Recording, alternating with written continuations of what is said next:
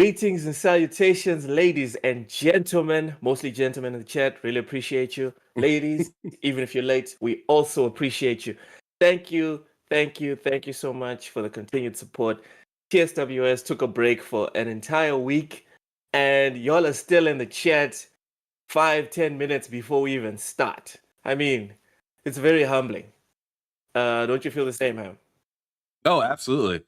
Especially after taking a little bit of a break, coming back, you always wonder, are they going to be around still? Even though it's only been a week, you always kind of start to wonder. But to see you guys came back and still support us and whatnot. I'm happy to be here. Happy to get started. Happy to have that vacation. I tell you that much because it was much needed. Yeah, it felt refreshing. Like you don't know you're tired until you sit down and lie down. You know what I mean? Take an actual break. But before we get too much into that, in my case, it felt like I didn't know how not tired I was until I went and got tired. Oh, okay then. I was exhausted. Back from the dead, came in here first. Thank you so much for the support, bro. Really appreciate you. Ushers, sub players, welcome in. Bunty, wagwan. Welcome in, bruv. Ham, before we get into it, tell us a bit about your holidays and what you got up to in the past week. So on the gaming front, I brought the Steam Deck with me. I'll go on ahead and just get the gaming stuff out of there, and then I'll come back and talk about some of the other stuff that happened. But on the gaming front, what's up, Rachie? I see you popped in. I went and got 22 games from around the town of Denver and whatnot. Mostly 360 and OG Xbox games. The big pickups, in my opinion, was Black Ops 2, which was $20. And I was kind of flabbergasted when I seen that it was $20. But then I go onto the Xbox store and see that it's currently still being sold for $49.99. So I'm like, wow, that was a good get. And then Call of Duty. And then as we know, Red Dead Redemption, how it had this whole story like a week or two ago about it coming to PS4 and the Switch, right? Well, I went on ahead and went out and bought a copy of Red Dead Redemption for the 360, and it was only $14. How about that? And it was the Game of the Year edition too. So it came with Undead Nightmare and the original game. Like I said, $14.99, fantastic. It's a 2-disc game, obviously, from the 360 era. And I mean, I'm stoked. I'm stoked that I got that because I know that it's gonna be upwards of $50 for the Switch and PS4 version. Ouch! Yeah, I got it for $14. But yeah, I got a ton of different. Yeah. That was the whole point. Yeah, and I got one weird game. I'm trying to remember what it's called. Oh, okay. So it's called Wheelman. It's a Vin Diesel game, open world for the 360 time. Oh god! So I am excited. I'm excited and nervous. It's called Wheelman. Let's go. Okay. I don't know if anybody's played it, but anyways, that's what I pretty much did on the gaming front. Personal, got a bunch of that stuff. As for personal, this is wild what happened. So I got up to first tell us about the back. We want to know about the back, dude. Can you still carry TSW? This is it's part of the story. So I went up and went camping in west of Colorado Springs, and it was phenomenal. The camping spot was great. We ended up both of the razors that we had went to shit. We ended up having to tow the both out, and it wasn't even our fault at all. One of them was a car wreck. Razors are like like ATVs, but you can sit side by side in it. So it's like like a gator or something like that. if you know what that is, even. But yeah. Anyways, they're utility vehicles that you can drive around in the wild and stuff like that. And both of Mhm. those went down. Neither one of them was our fault. One of them was a car accident that somebody ran into the Razor, and the other one, the Razor ran out of oil. So both of them ended up getting towed out. Not our issue. I left there, and on the way to go pick up games after camping, which was a great weekend, I got rear-ended while driving. I was on the way to North Denver to go look at this game store and whatnot.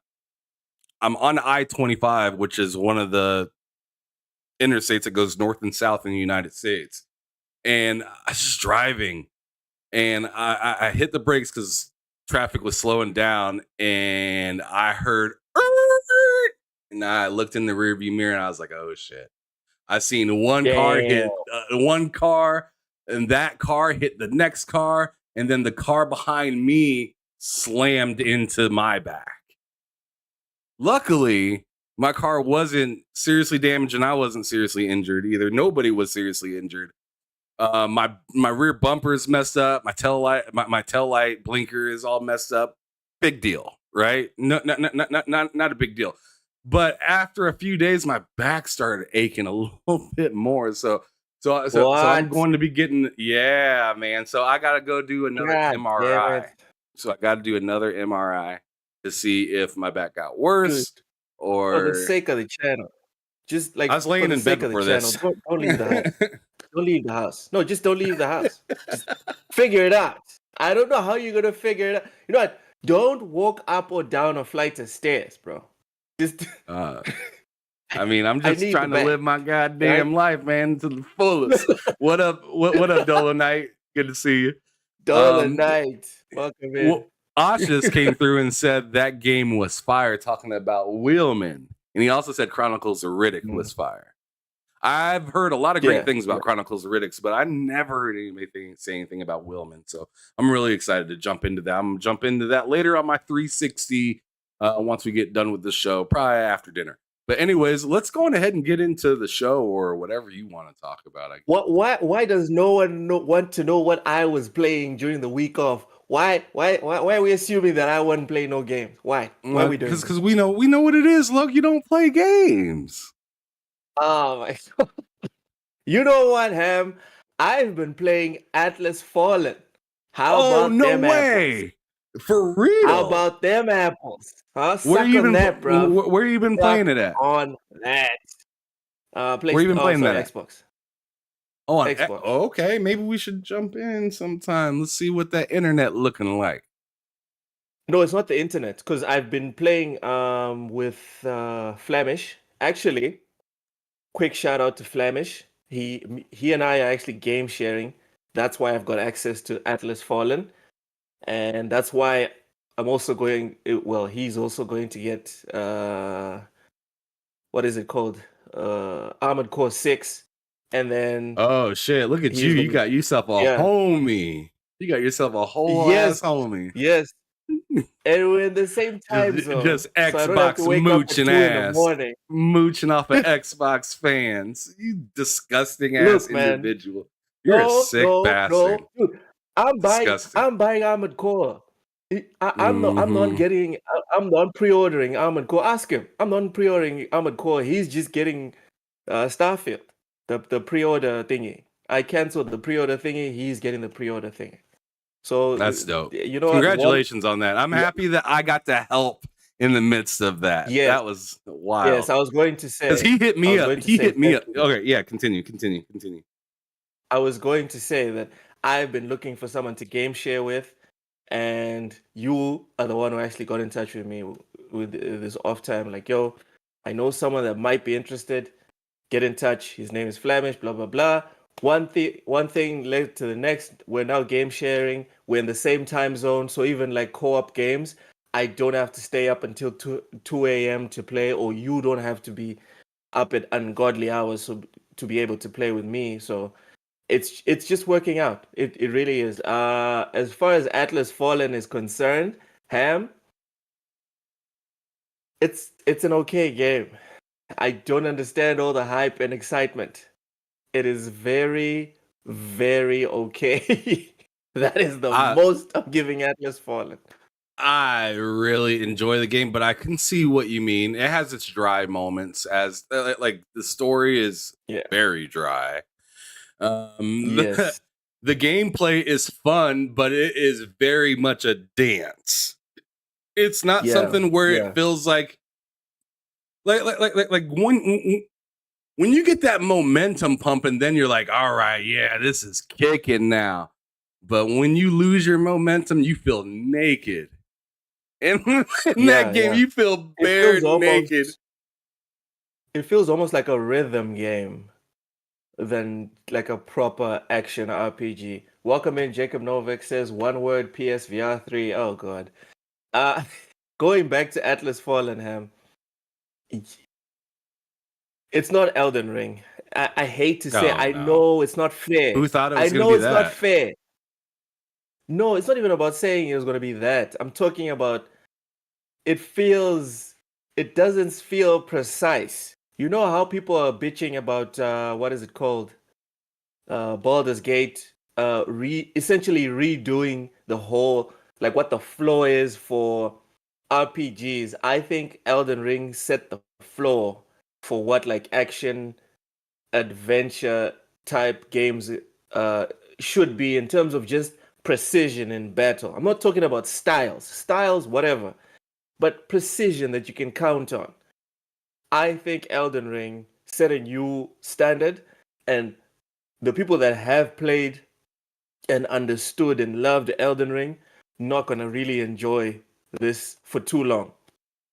It feels like one of those that you get on and quickly get off, which is unfortunate because I love story. The story in this game for Atlas Fallen, I haven't finished it.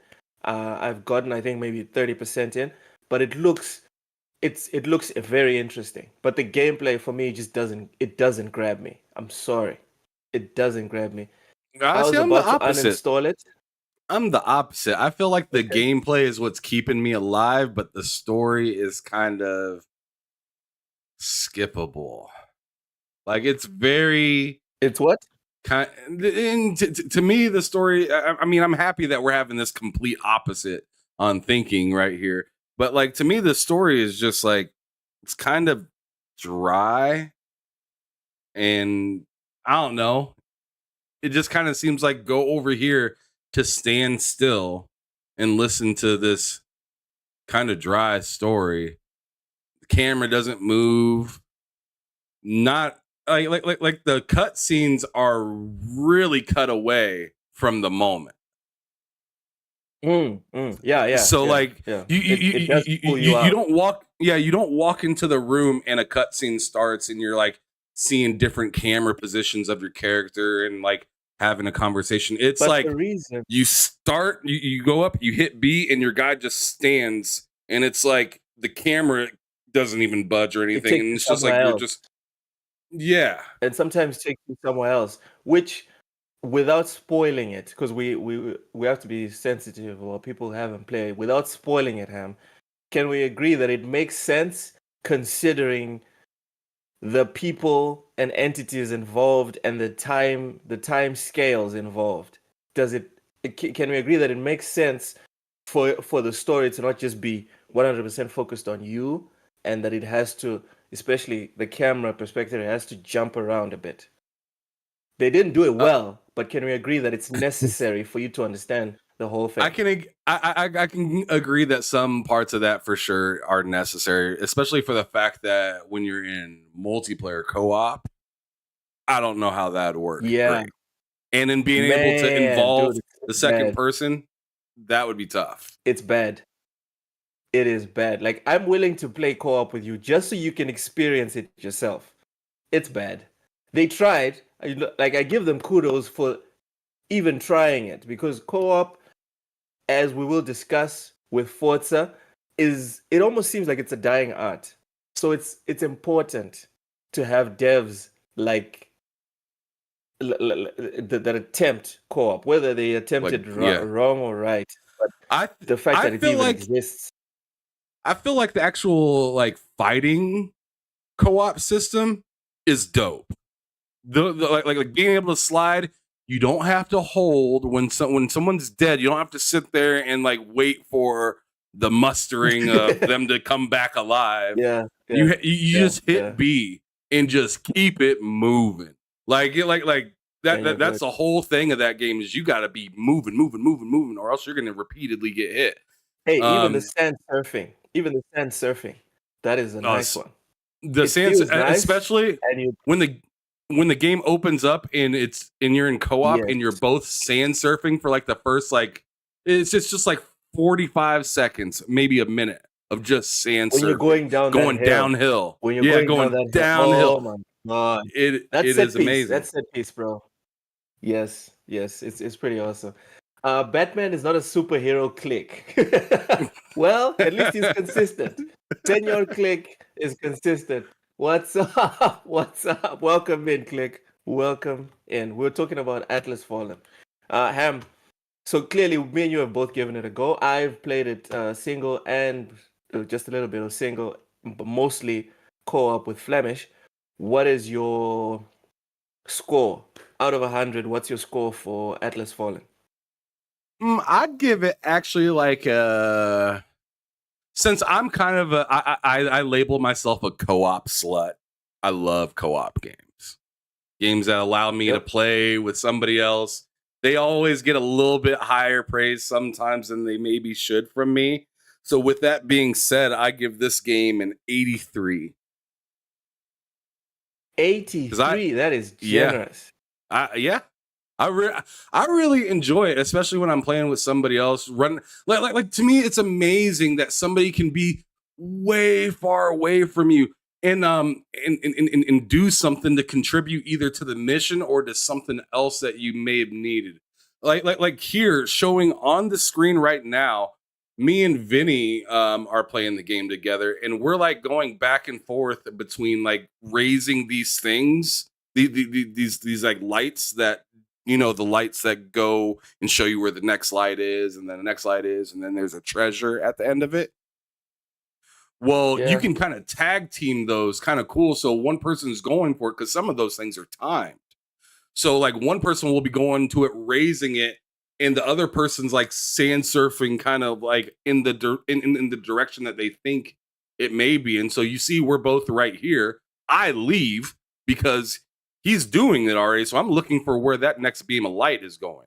As soon as I find it, I start heading to it while he's raising that beam of light. So some of that co-op stuff is really neat that they added into it. I really also enjoy all the platforming. It's very rare that you see platforming in a co-op game. Like Yeah. Yeah. that's something. Flemish. So I wanted to definitely give Flemish is some busy love to that. sabotaging me. Flemish is busy sabotaging me on a couple of those platforms.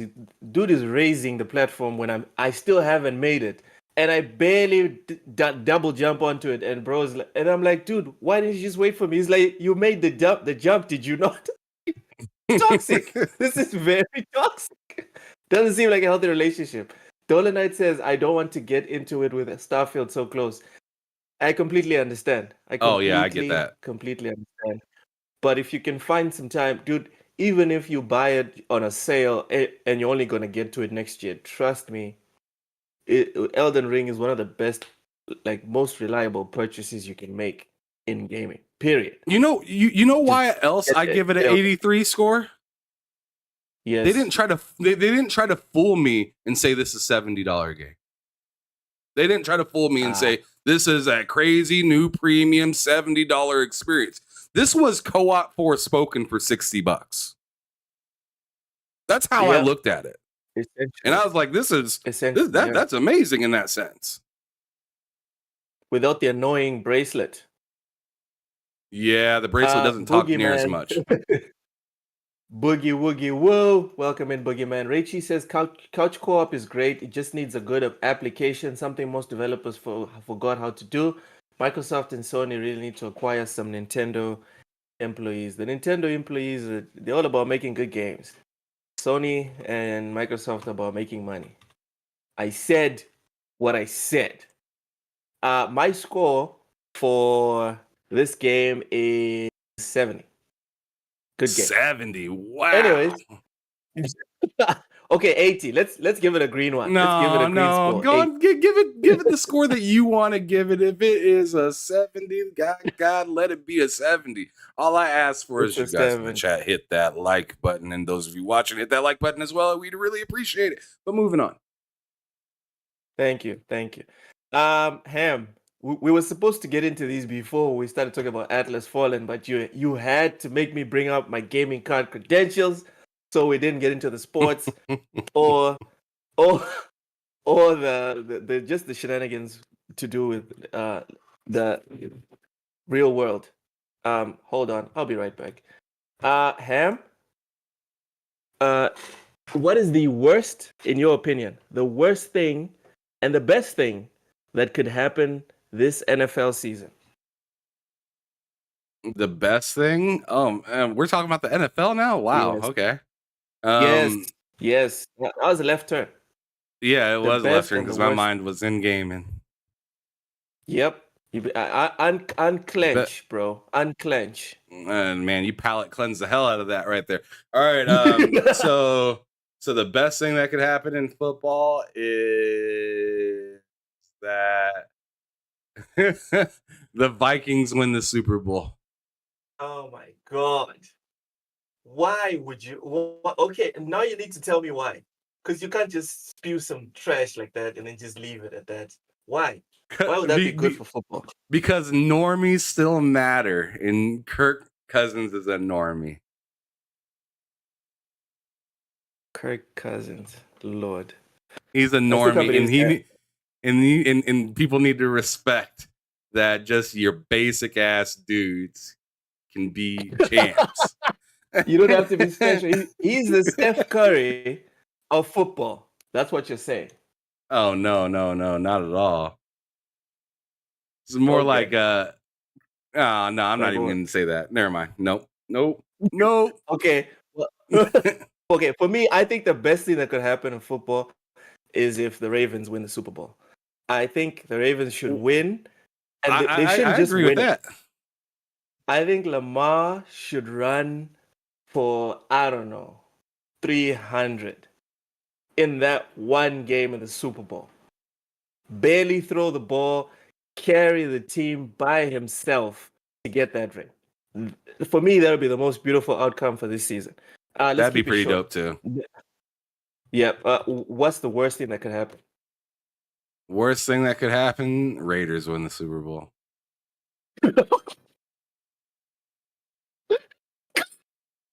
I want the Raiders to win the Super Bowl.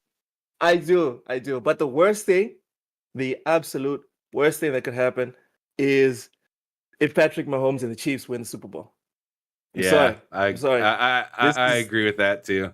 Just because it's just kind of like you don't want to turn it into like what baseball was for a while or what basketball ended up feeling like in the 80s. It was just Golden State Warriors and stuff. Yeah, it's bad enough that 4 out of 5 years the Chiefs are in the Super Bowl. You don't want to have a situation where they're winning back to back, first time in, I don't know, 50 something years.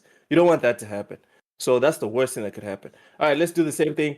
Oh God, Voidlock says Ravens win the Super Bowl. Is that a good thing or a bad thing, Voidlock?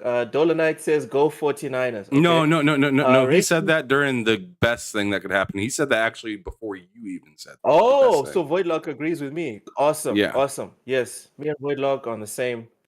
Rachie says, I know about football is that Fantasy Warhammer have the best teams. Okay, roger that.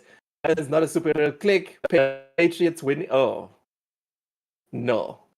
Well, what's his name? Something Mac?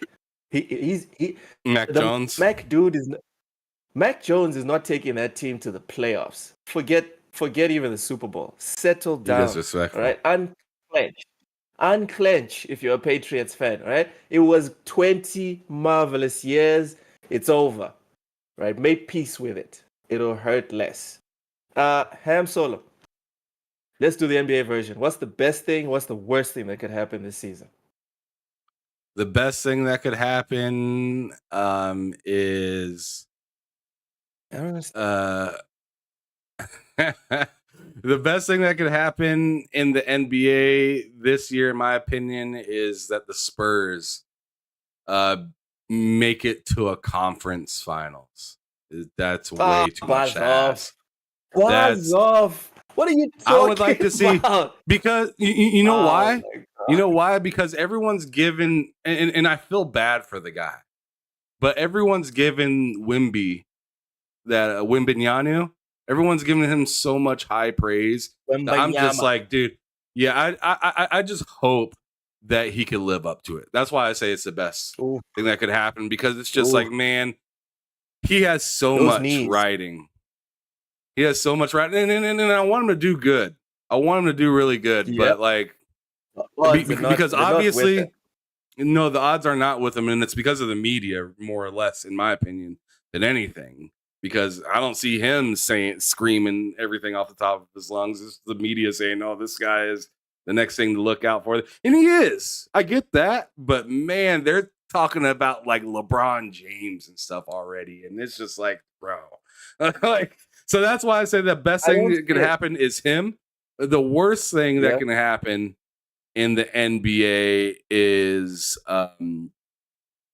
the Lakers being good God damn with it. LeBron. God damn it. You couldn't leave my Lakers alone for Well, the 5 thing is, minutes. You couldn't do it. I just want this whole Laker and pretending that they like earned LeBron James or like they haven't earned anything since Kobe, in my opinion. The Lakers haven't earned anything since Kobe.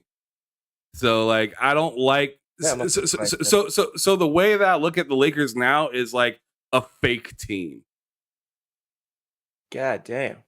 I look at them You like I really look didn't at the like the Mickey Mouse. Yankees, where I'm just like, this is just a team that this is just a popular team. It's not really a team. Shit. Tell us how you really feel about them Lakers, bro. I just Jesus. did. Wow. I have nothing. Wow, I have nothing. After that, like that was just vicious, bro. That was completely uncalled for. My Lakers don't deserve that. Anyways, I won't even speak on the whole NBA thing. My heart is broken. I have nothing to say. Let's move on to the next topic. Ham Solo, I know you're aware of this. Lizzo is fighting some accusations that What? she apparently is. Yes. Apparently she's not It, holier than thou. is this the whole body shaming And thing? yep, body Oh shaming, sexual no! harassment, bro. I thought that was Sexual fake. harassment as well. I thought No, it it's was real. fake. Because I was like, Yeah. I Yeah. seen that and I was like, ain't no way she body shaming anybody. I don't believe this. Oh, bro, This don't say it is like that. Ham, this we is need the fake monetization, bro. news. Don't say it like that. We There's- still need the monetization, Ham. I'm just saying, somebody. Oh my And I'm mostly saying it because how much smoke she's given people throughout her career about body shaming irony. and how it is okay to be like some people would go as far as saying she said it was okay to be unhealthy. Oh You know what I'm saying? So with this news that you're hitting me with saying that it is true, tragic. Yeah. Well, the accusations are very real. Yep. The accusations are very real. And as far as the whole sexual harassment one, I don't know if you're aware of this one. It's a couple of her dancers, because they went to a adult club in Netherlands, and a couple of her dancers say that during the performance, there was adult female performers on stage, and they stuck bananas, in places. And Lizzo, according to the people that are accusing her, the people that actually worked for her, they said that she forced them to eat those bananas. Oh man, that's bananas. And then there is a deleted post from Lizzo Oh saying shit. something to the effect, and I'm paraphrasing, saying something to the effect that we went to Amsterdam, we had a good time and all that, and we ate bananas. Oh Oh, there, no. Yeah. there's that. There Some is tainted that. Uh, bananas. or blessed, depending on your kink. I don't know. Depending on your kink. Matt likes games. Hey, welcome Would in, you Matt. like this Welcome in, Matt. blessed banana, Matt? Oh my god! In the name of Lizzo, Lizzo fat shame. This is from Matt. It says Lizzo fat shaming people is hilarious. That's like me fat shaming folks. Honestly, hats off to her. Hopefully she does more of it. What? Oh my goodness, this man's out of his mind. Matt, jeez. It says, goddamn, she's a maniac. Dolomite says she can dish it out, but can't take it when it happens to her. Welcome in, Sour Blow 18. That was interesting. Let's get to the video games before we lose our monetization on YouTube. I heard that PS5 kick on right there. I heard that. You hitting heard? buttons over there, my God. Loke? That's my AC, bro. That's it's air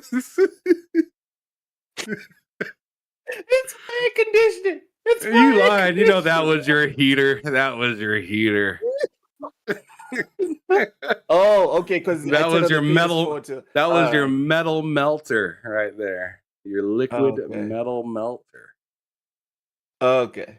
Okay. Let's get to the games. Let's do that. Can we get to the news? Let's get to the news. Let's do it. The first one is from Game Rant. PS5 Slim leaks again on video.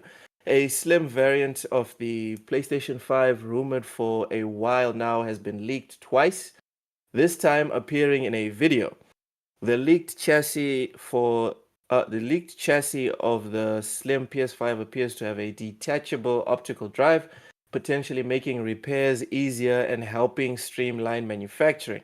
While the disc reader may not be user detachable, the leaks suggest that a new PS5 revision is likely coming soon and align with previous reports of a more compact model launching in 2023. Ham Solo, what are your thoughts on? Okay, first off, did you see the video? No. What? There's a video here? Christ, there's a video, bro.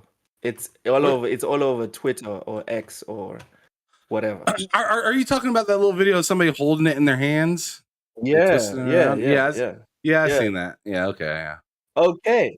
I was worried for a moment. I was worried, Ham. Anyways, what are your thoughts on the so-called PS5 Pro, if that's the actual model? I don't care.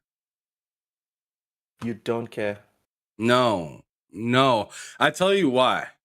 And wait. Are you talking about the Pro or the Slim?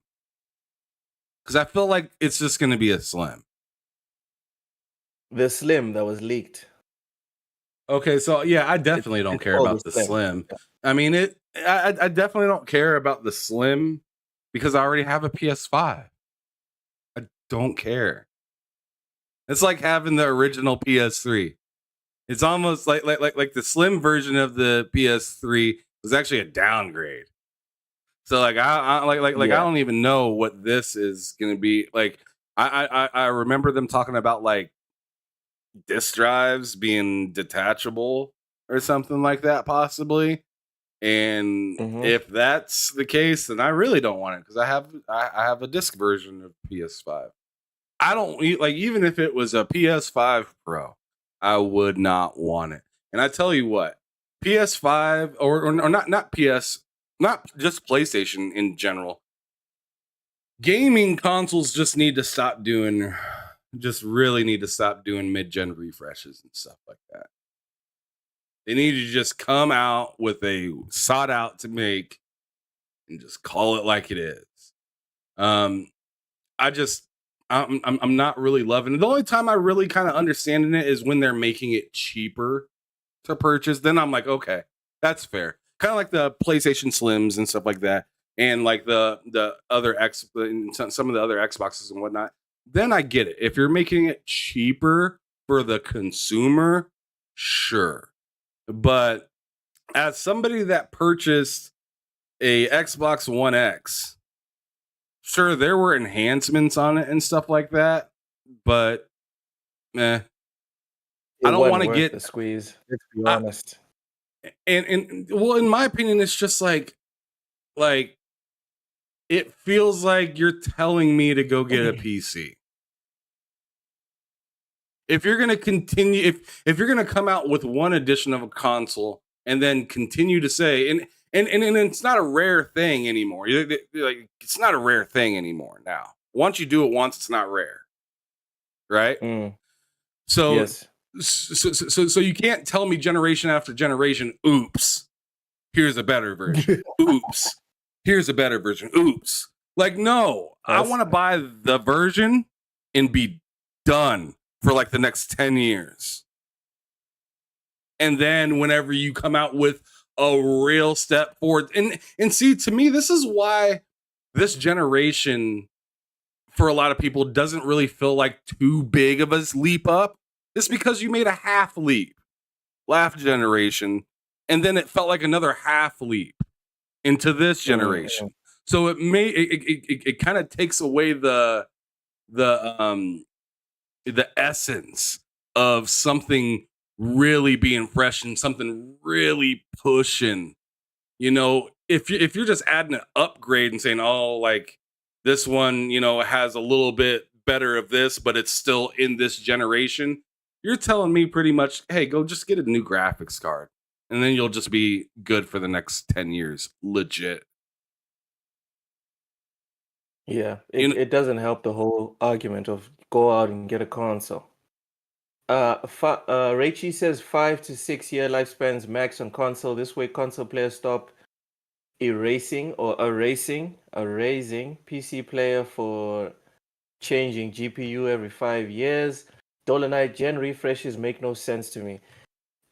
Ham, I have to do the devil's argument thing here. Oh, okay. Of Why course, yeah. stop? Why? Hey, man, we have to get a different perspective. You know, why stop making mid-gen refreshes if y'all won't stop buying? That's a great Dragon question. Yobi with the It's like 1 phones, month right? membership. Thank you so much for the support, Yobi. Peace, love, life. Thank you. Go ahead. I'm sorry for interrupting. No. I said you're correct. It's just like phones. Some people upgrade to the next version of the phone every single time. And I can tell you, I'm not one of those guys. I buy a phone and it's good until it breaks. It's good until it's just like so incompatible with today's. At least give me like 3 or 4 years, man. Right. So like I bought my S20 Note when it dropped. But before that, I had a Moto Z Play for like 5 or 6 years. And that phone was hella dope. I loved it. But once I started to notice, man, I can't take them nice pictures, or, you know, it is a magnetic phone to where I can put magnet things on the back of it, like a magnet camera, a magnet extra battery life thing, a magnet projector that went up to 70 inches. That phone, that Z Play phone, was dope. So I needed to make sure that when I got the next phone, that it was miles or just flat out better than the phone that I currently have. I'm not one of these people that are like, oh, this one has 4 more megapixels. I'm gonna get. No, I'm not that guy. No. Like the phone has to be in several different aspects better than the one I currently have. So when I got the S20 Note, it had Samsung DeX, which pretty much turns it into a computer. It had Dolby already on it. It was advertised with like Game Pass, so Xbox runs phenomenal. The Xbox app and stuff like that runs phenomenal. on that on that device. So there was multiple reasons as to why, and it was 5G, as to where my other phone was only 4G. So there was a lot Yeah. of reasons. I'm not one of those guys that's going to see just 5G is the difference between this phone and that phone, and I'm going to go, That's no, not enough. that's not enough. Let's go back to the consoles. Oshus brings up a good point. He says Phil made it clear that Xbox ain't doing a mid-gen refresh. The Series X is the Pro. In the long term, is this decision by Xbox going to be a plus or a minus? Like, is this a So good move versus PlayStation potentially coming up with a new console, then Xbox has no new console? So, in the sense of first party, I don't think it's a very big deal. In the sense of third parties, like as you see with Baldur's Gate, it's a big minus because then you're asking people to play with two different SKUs. So, in that sense, giving somebody else the responsibility of what you created is gonna be an issue for some compared to somebody that only gives like a one SKU or something like that. But as for like, was it bad? I tell you what, if PlayStation does make a pro console, then I think they're kind of both in the similar situation then. Because now you have two things that you're balancing for, just like a Series S and a Series X. That's two things. It's just the Pro would be like on the base and stronger end, to where the Xbox Series S and X is on the base and then lower end. Okay. So Yeah. to answer your question though about situation with Xbox.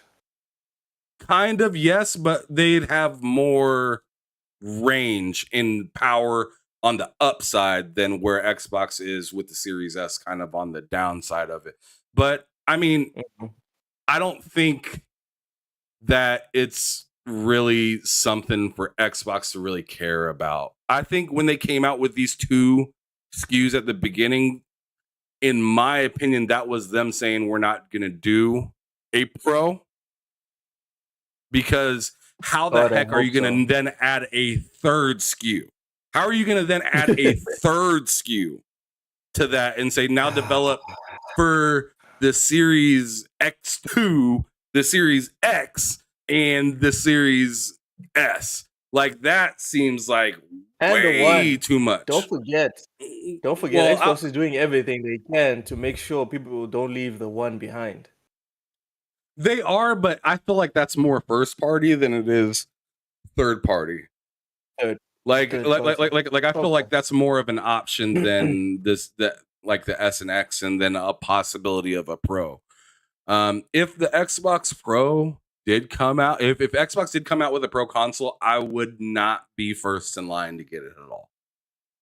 It would have to do a lot of things that my Series X currently doesn't do.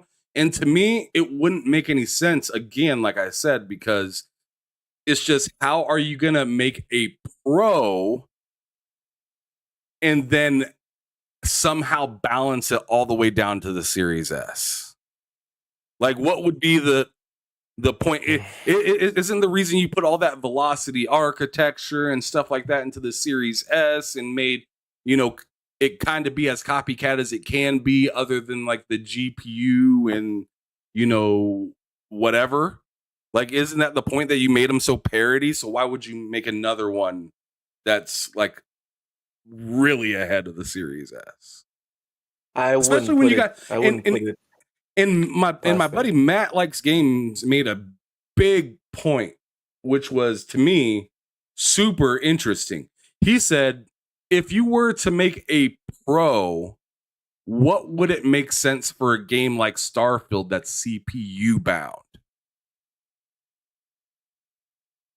Right? So even if you did make a Pro, Starfield would still probably be running at 30 FPS.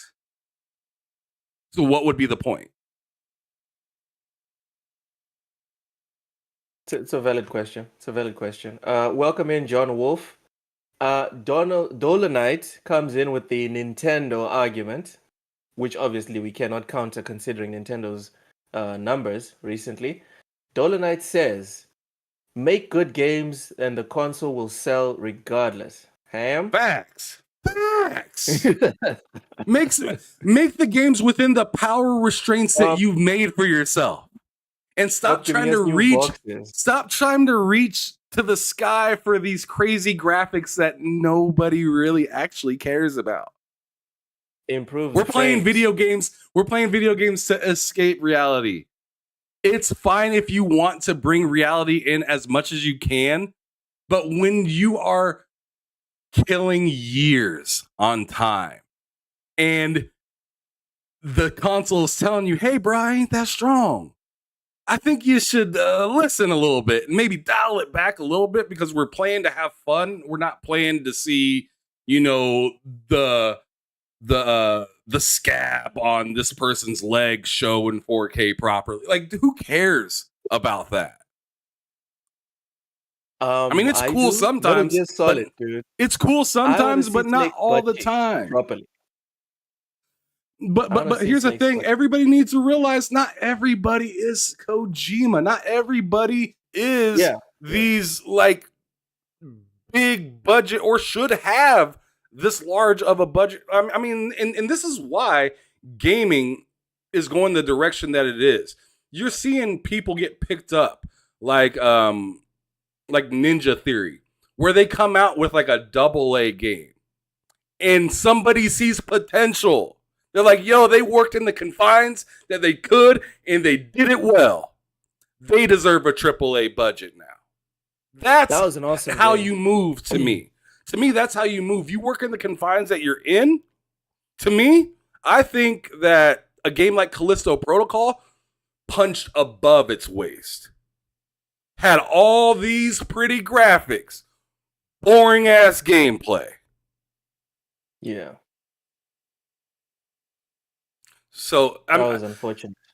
There, as Dark 1985 says, there's levels to this, right? And I feel like some people try to skip a few levels, and we end up getting a Forspoken. Or hey, leave her alone. Leave her alone. I'm just saying, you produce and ship a product that you knew damn well it wasn't ready. Why it wasn't ready? Probably a ton of different reasons. But you weren't at that level to produce what you wanted to from the jump. So my question to them is, why do these developers continue to put themselves in these situations where they could make a flawless game, but they opt not to push a limit that makes them not sell well? It's baffling to me. Well, to be honest, it's not just the devs don't make these decisions. I think it's important for us to bring up. It's the people that hire the devs, and it's the people above those guys that make the decisions. Yeah. It's the people managing these teams, or actually, it's probably the people above the people that are managing those teams. You know what I'm saying? Yeah. Yes. It's the people that got to talk to the to the people about their like shares and stuff like that. I'm sure that kind of time management. It's crazy and whatnot. But then you got to ask that question even higher. If you're going to bring that question to the devs, you can bring that same question to the next people above and say, hey, who do I need to talk to ask about this shit? Because it's just not making any sense. We're getting flop after flop after flop of games that are supposed to be AAA quality and have a new $70 price tag. It's weird. But $60 games right now are getting all the love and attention. $60 game is the last thing that won a game of the year. Last several. That's true. With 0 microtransactions. Let's not forget. And it wasn't just like a critical darling. Elden Ring sold millions. I think last time we spoke about it, I think it was a 15 plus. So it's not like they're just winning people's adoration on Twitter and then winning awards at empty shows. There's real cash behind the love for their games. It's a genuine thing. So yeah, that's an important point. John Wolf, HTK360, welcome in, welcome in. Metlex Games says that's literally all we need. We haven't tapped into what the Series S can do, let alone the X. Let the consoles show what they can and make great games. Imagine that concept. Making games. Jeez, that's insane. Ham, last point. Is this an actual Slim? Can we call it a Slim? From what you saw, is that a Slim? Yeah. In my opinion, that dude was holding it with one hand. I mean, it was slim in my opinion. Does it look like something pretty? No, it just looks like it looks like somebody took a what is it called? Like Honey, I Shrunk the Kids kind of gun and just shrunk it down a little bit. It's whatever. It's whatever. All right, let's see if PlayStation pulls the trigger on this one, or if they come up with something completely Dolo different in Knight terms of said appearance. slim thick. I love it. Oh Lord. All right. Oh shit, all my right, camera all keeps right. dying. Let's. Oh, so it's not just me. That's good. That's good. That's good. It's not just me. I think it's Discord. Actually, No, it's I, my camera. I It's really dead. But but yeah, no, but continue. mine's been dying as well. Mine's been dying anyway, as well. Anyway, let's move on to the next topic. Forza Motorsport will be missing 3 fan favorite features at launch. This one is for K Mega. If K Mega is in the chat, just shadow watching, bro. This one's for you, man. It's for you. Anyways, Forza Motorsport, the next entry into the racing game franchise, will be missing spectator mode, AI racing, and split screen at launch, which may disappoint fans. It's worth pointing out that the Forza Motorsport developer delivering this bad news repeatedly said that those fan favorite features won't be in the new racing game at launch. This certainly leaves the door open to the possibility that the developers will patch these features in at some point after Forza Motorsport releases on October 10th. But fans will have to wait to see on that front. Some may recall when Microsoft had promised to patch in split screen for Halo Infinite after its launch, only for the feature to eventually be scrapped. That's a little tidbit there that they added. Also, a quick aside, that was not IGN, that was Game Rant. Ham. Quit trying to save him. Ham Solo. Do you care that these 3 specific features will not be available at launch? So I agree with K Meg because I talked to him about it yesterday. The AI thing was kind of it's kind of sad a little bit. Split screen. I've never played Forza split screen with anybody, so like to God ask me if damn. I care about that, Damn. not particularly. I've This literally guy. never played that game split screen with anybody before. And there was one other thing. Oh yeah, and then the spectator mode missing. Okay. Never used that feature. Nope. So Okay. and I mean I'm not the biggest Forza Motorsports player, so keep that in No, mind you don't. as well. Yeah, but also But I do play. right. Yeah, I play Okay. for I've played some Forza. I've honestly wasn't really big into simulations games since like Sega GT 2000 2002, I think is what it's called. And like Gran Turismo 2, but I'm really interested in this one because it says Car PG. And I tell you what, I'm not interested in it because of the spectator mode or like I said, I never played Forza split screen, The shade. and the AI thing is kind of maybe the most interesting part to me that's missing. Just because if I'm playing if I'm playing online or whatever, but the only thing that kind of cuts a little bit in this thing is that when I hear, it's delayed, of course, as the article said themselves, it reminds you of Halo, right? So to me, as long as they don't pull another Halo and completely dismiss it, this is a nothing burger. You know what my favorite quote is, and I keep bringing it up on here. Past performance informs future results, Ham. I completely disagree with you on this one. I'm on the other side of the fence. Split screen for me is crucial. I live with my two boys that absolutely love racing, and we race all the time. We play the crap out of Forza, the last motorsport. And whenever we can, we play Forza or the fighting games, or just a little bit of FIFA, sure, whatever. So, split screen for me is not like a throwaway feature. It is integral to the value of whatever it is that I'm purchasing, especially a, a game that we regularly play split screen on in my home. And sometimes even when my brothers are over, we play like Tekken, and then we go into a bit of Forza and then FIFA and whatever. So it is disappointing.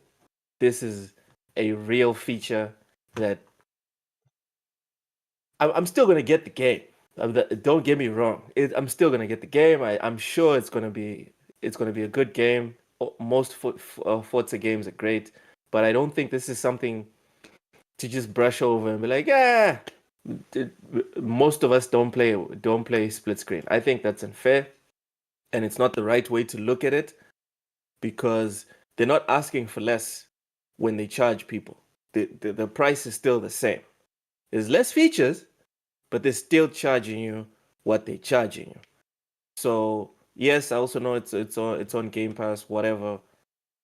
I just I can't be okay with this. This is a problem. It's a big L. If anyone's keeping score, it is a big L for Microsoft and this first party game that is well known for split screen and community based. Yeah, that's what I wanted to say. Let's go to the chat real quick. John Wolf says Switch split screen, no way. Pixel bit, I can respect this position. The people 6. Oh god. Oh, because The he 6 said people. there was 5 people. He previously said there was 5 people, so now he's correcting himself. It's 6 people that needs split screen. Aha, Pixel, you're very funny. Dolomite with online features integrated into gaming. Split screen is unnecessary. Dude. Ham, I have to go on my Gears of War soliloquy. Can I do it, please? Sure. Dolomite, playing video games is not just about mashing the buttons. I'm sure you're well aware of this. I mean, you're watching a podcast that's been going on for north of what? Almost more than an hour. So you're well aware that video games is not just smashing buttons, all right? There is an extra feel to sitting right next to your opponent. There is a plus to that, to the point where me and my brother both love Gears of War.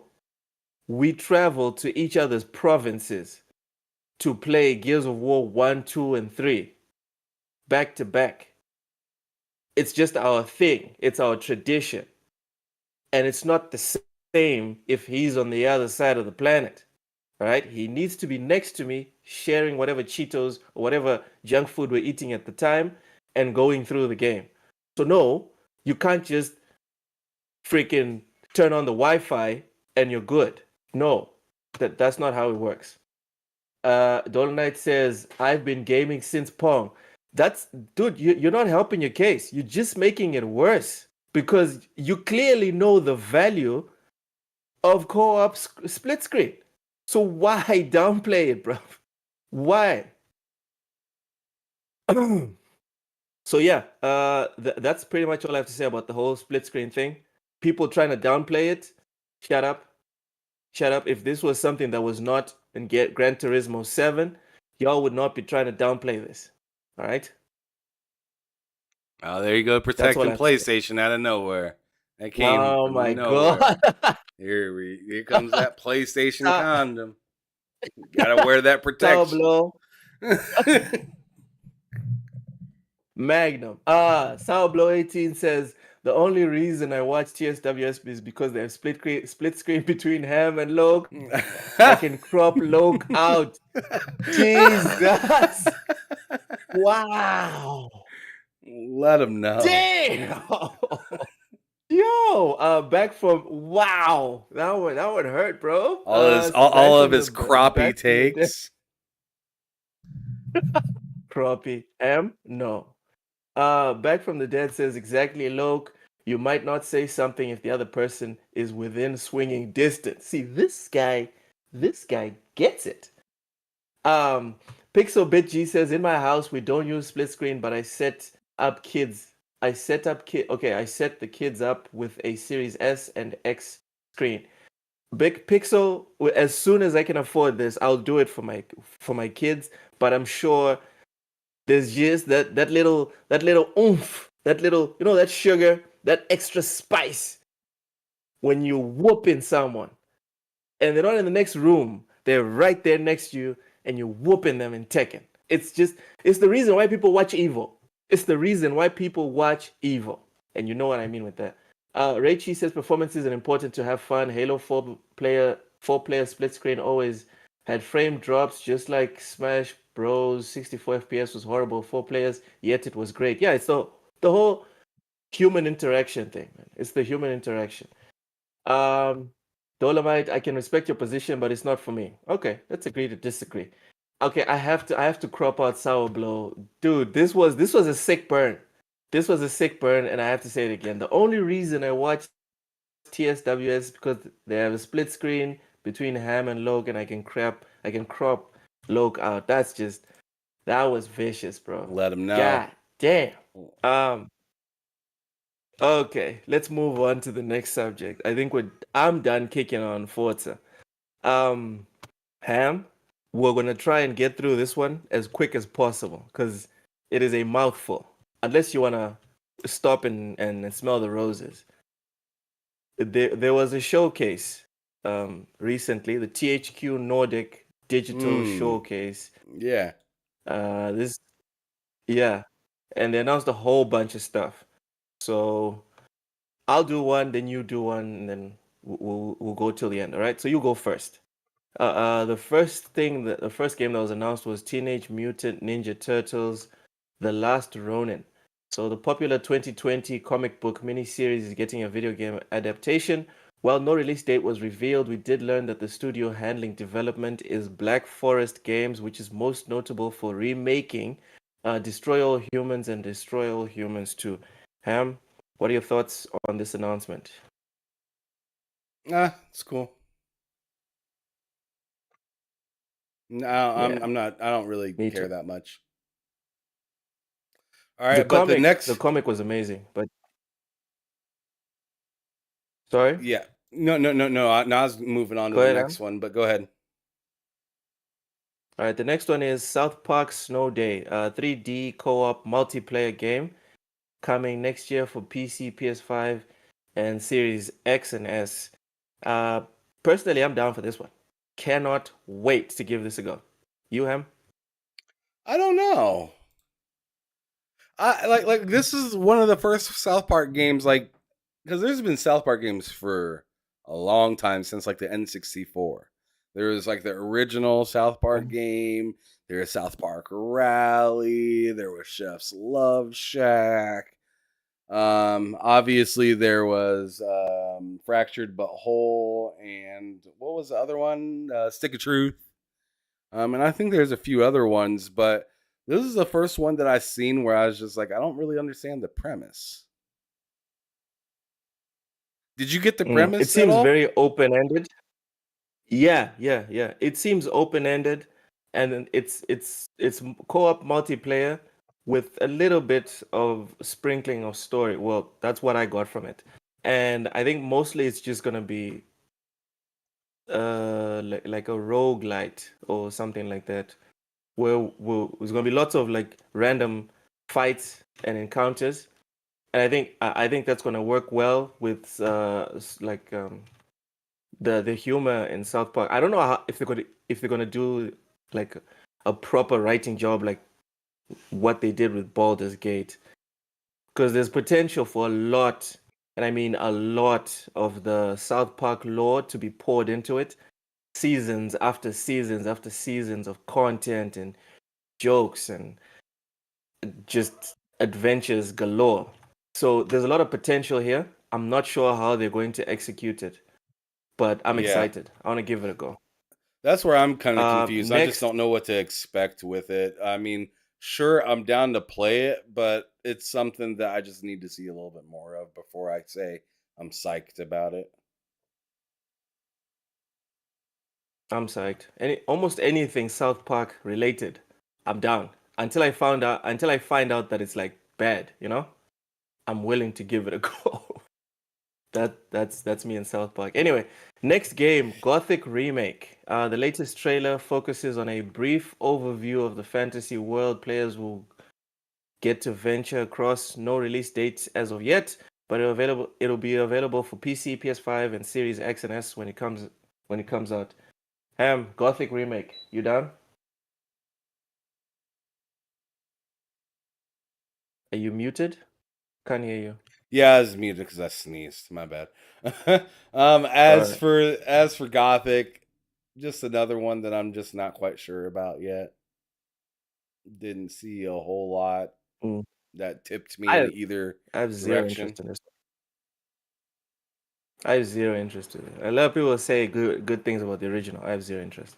Next, we have Titan Quest 2, a sequel to Iron Law's 2006 game.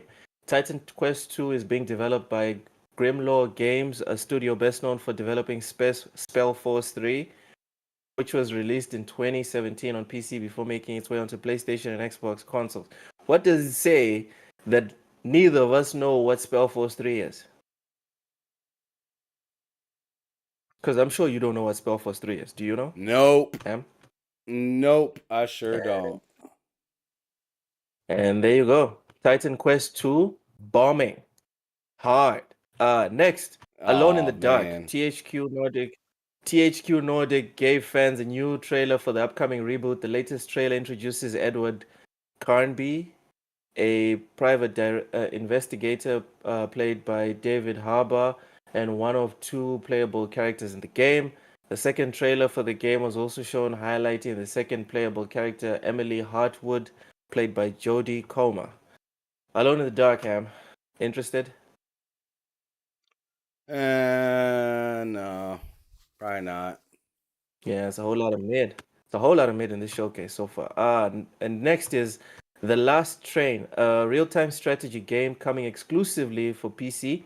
Players will command soldiers and try to make their way home while fending off enemies as a result of an ongoing civil war. Not a chance. Yep. Next, Outcast, A New Beginning, open world third-person shooter from Appeal Studios. The video focuses on gameplay and touches on the in-game universe. Yeah. Interested? See, I don't even know this one at all. God damn. I'm kind of Next, looking at it right now. uh, I'm literally and looking at it right now, and this is the most interesting game I've seen so far.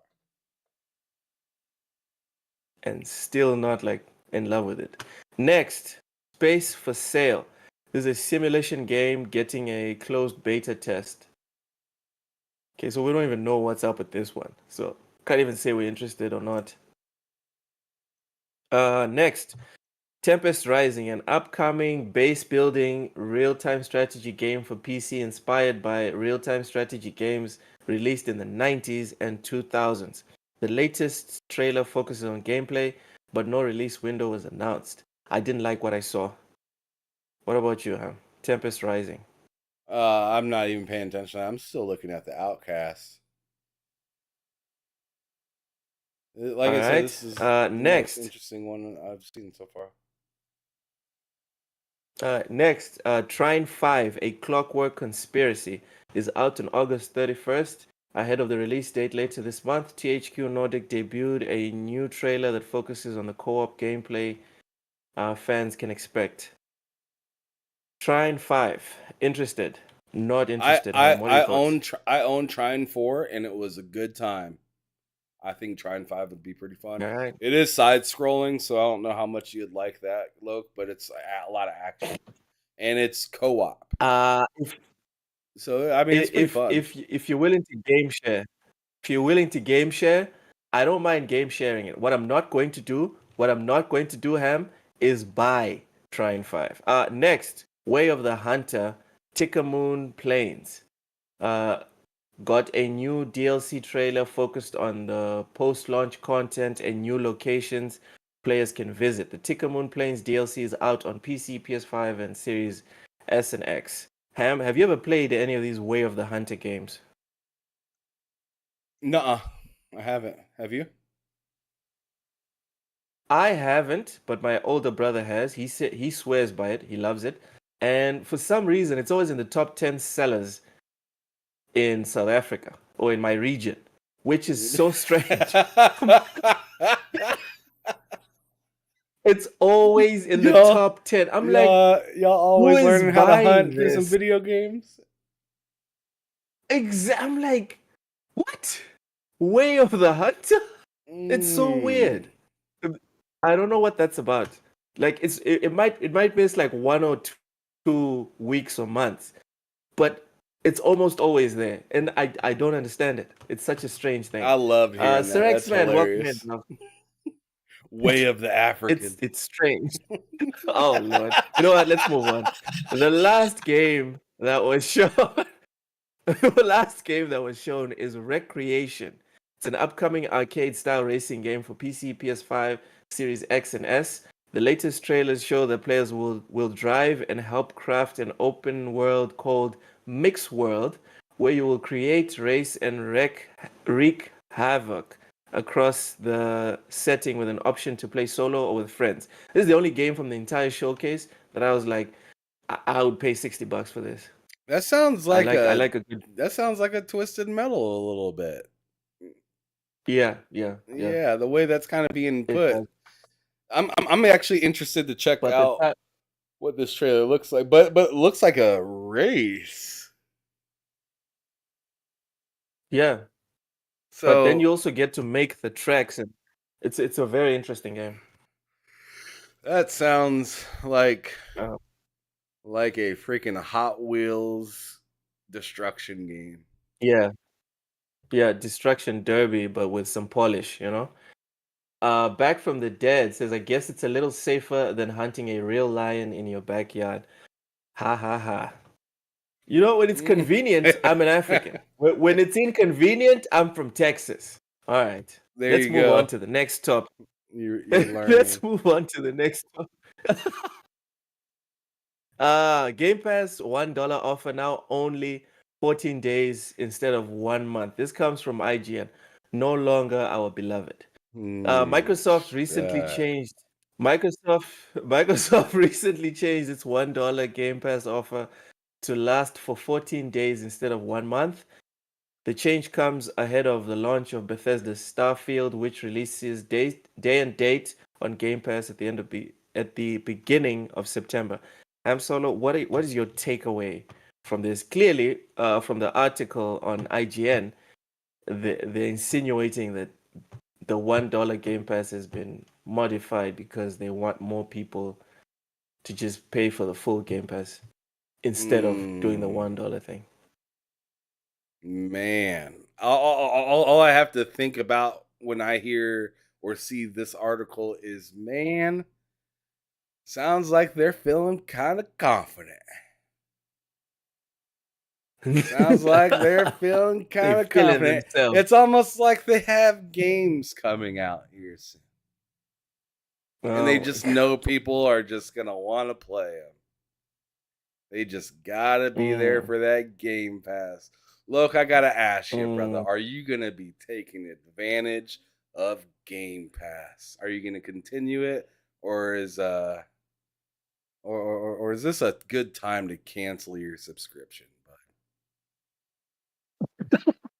That's a rhetorical question, correct?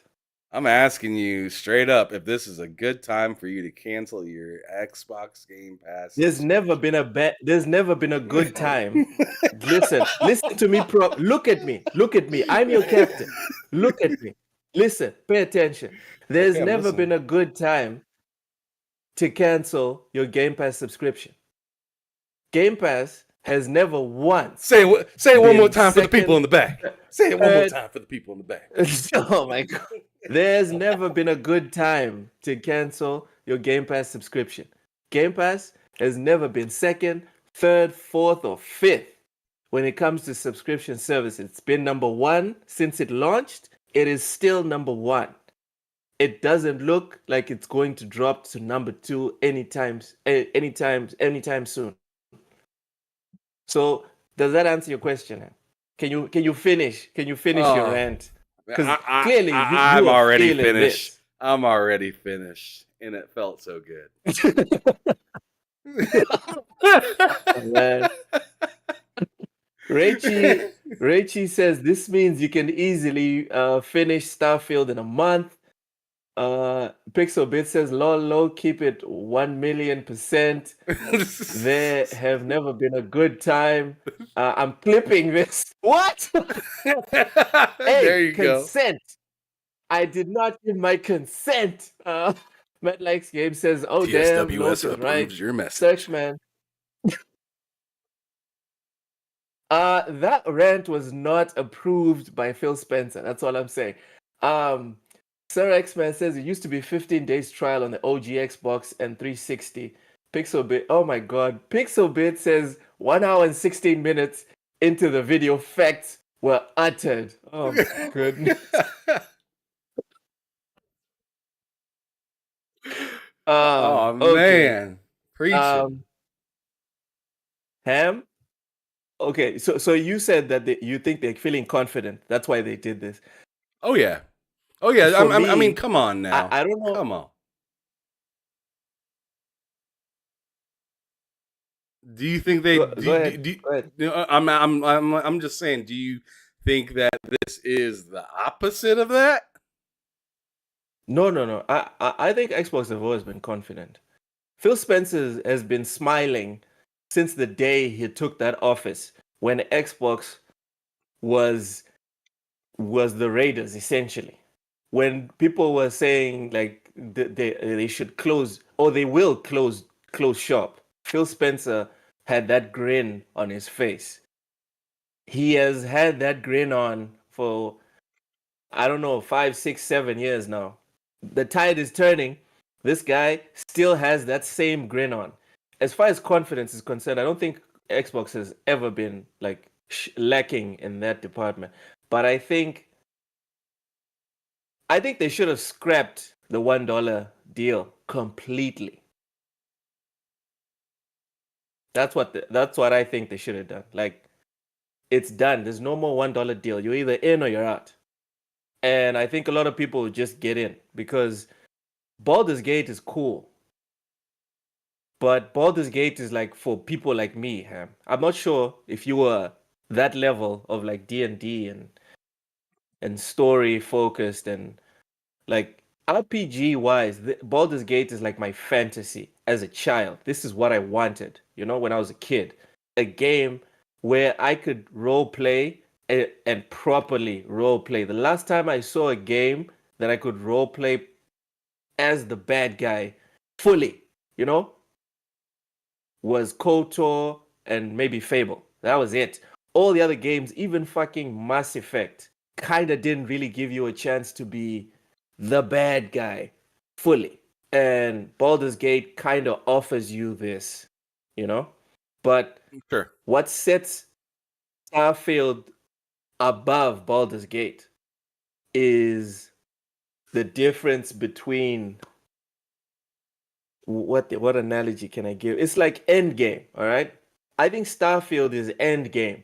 It's not high cinema, but it's got just enough sprinkle that it essentially is high cinema for the masses. And Baldur's Gate needs a lot more finesse to not only understand but also get into and finish and fully appreciate. It takes a lot more patience. Whereas Starfield, it seems like it's going to be easily digestible. but it's also deep enough to like keep people entranced the way Skyrim did and all this other stuff. So I don't see I don't see why they would even keep the $1 price point. I think people will sign up for Game Pass. Forget that. Uh Rachie says I didn't like Phil when he was smiling during that time. They canceled Halo split screen. Hey man, gotta keep the facade up. Big Mad Mo says good afternoon, y'all. Welcome in, Big Mad Mo. Sarge, welcome in, Sergeant Sentinel Gaming.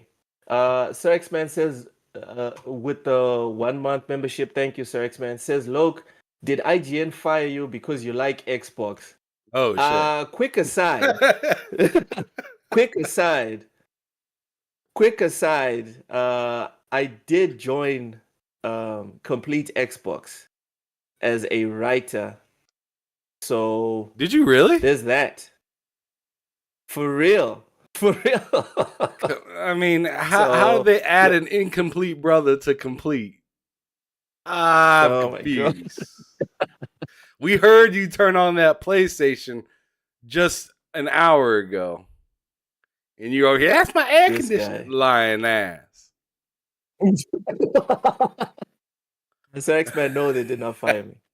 IGN believes in diversity of ideas and thoughts, It's cap. etc., It's cap. etc. It's cap. Matt Likes Game says Baldur's Gate is a PC game made for PC players. Starfield is a PC game made for everybody. Yeah, that's a nice way to encapsulate it. And that's what puts it another level. Because I think the concurrent players right now, and Ham, this might be a hot take, and I might be wrong, but I think the concurrent players on Starfield, the peak concurrent players in Starfield will eclipse Baldur's Gate. Really? You think so? Am I crazy? No, I don't think you're Yes. crazy. I'm just surprised. I can see that happen. But I could totally see that happen, especially with something being day one in a subscription service versus something that has to be purchased outright. I think that gives it a big. I think that gives it a big step forward and essentially like a mushroom in fucking Mario Kart, right? Just gives you a boost, right? Yep. And the game is set in an area that everybody wonders about, which is space. Yeah. Everybody wonders about space and the things that you could do within there. Let's not forget that this was a topping. This game was in the Steam charts for a hot minute. Imagine once it comes out, because we weren't hearing all of this Steam stuff too much about Baldur's Gate, but then once it launched, it was like a freaking eruption. So I'm expecting the same thing with Starfield, and I'm also expecting the same thing. You're gonna disagree with me on this one, possibly, but Spider-Man. I'm not gonna. No doubt. I'm not expecting Spider-Man though to top Starfield, because Starfield can be played so many dang different ways.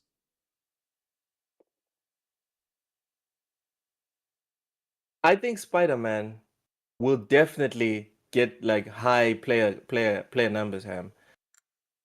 I'm just saying it's gonna be 2 weeks, and then that'll be it. The thing is, to me, is if they released it on PS. This sounds terrible, but if they released it on PS4, I think it would do crazy good. Oh yeah, 100 plus. I just don't see that happening.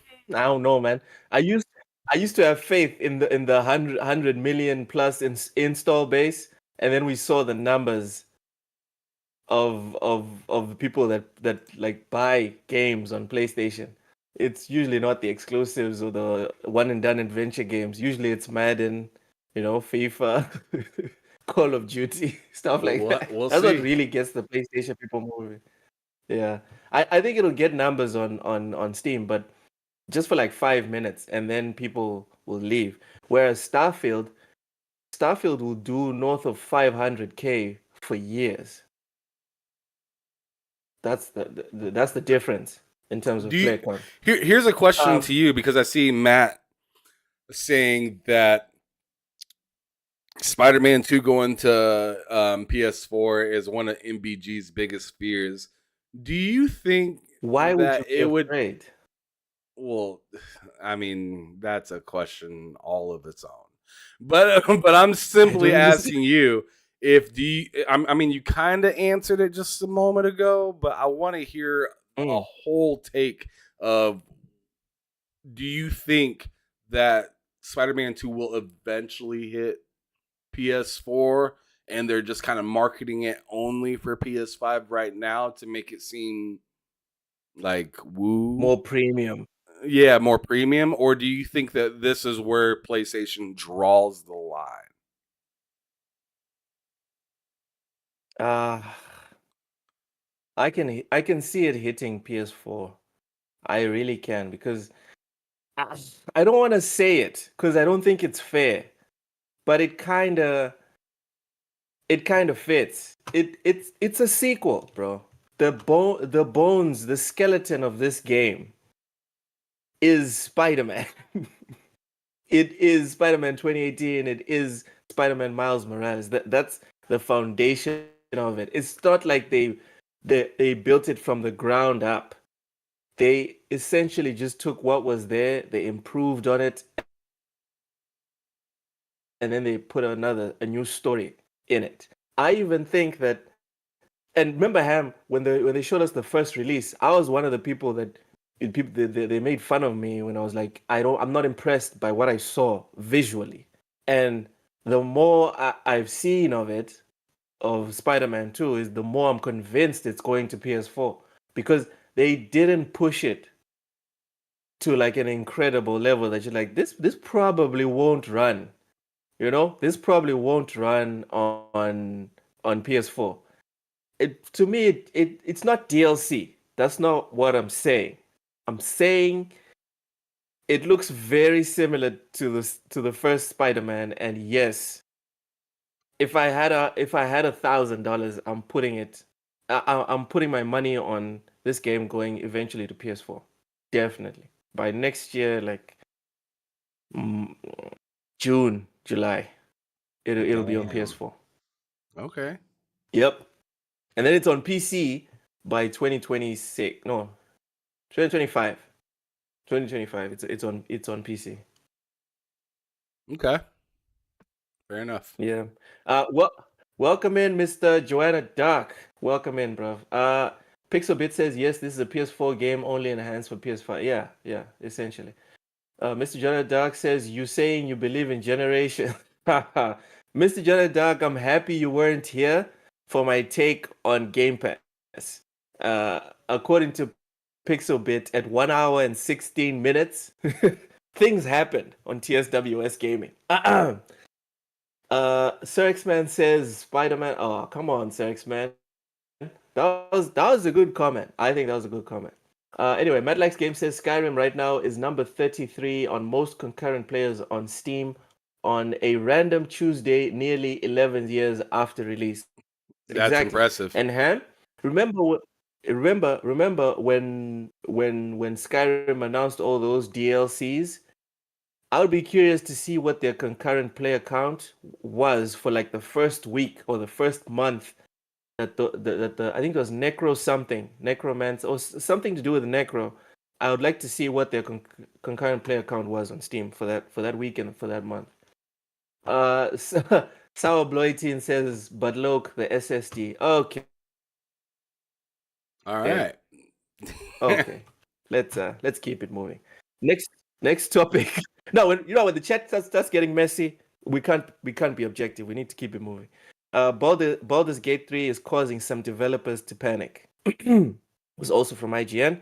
While Baldur's Gate 3 is being widely celebrated by fans and developers alike, minority of developers, some are panicking that this could set new expectations for fans.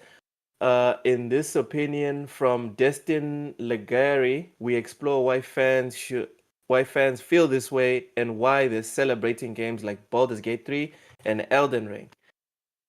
Ham, I have to go first on this one. Oh Okay. my God.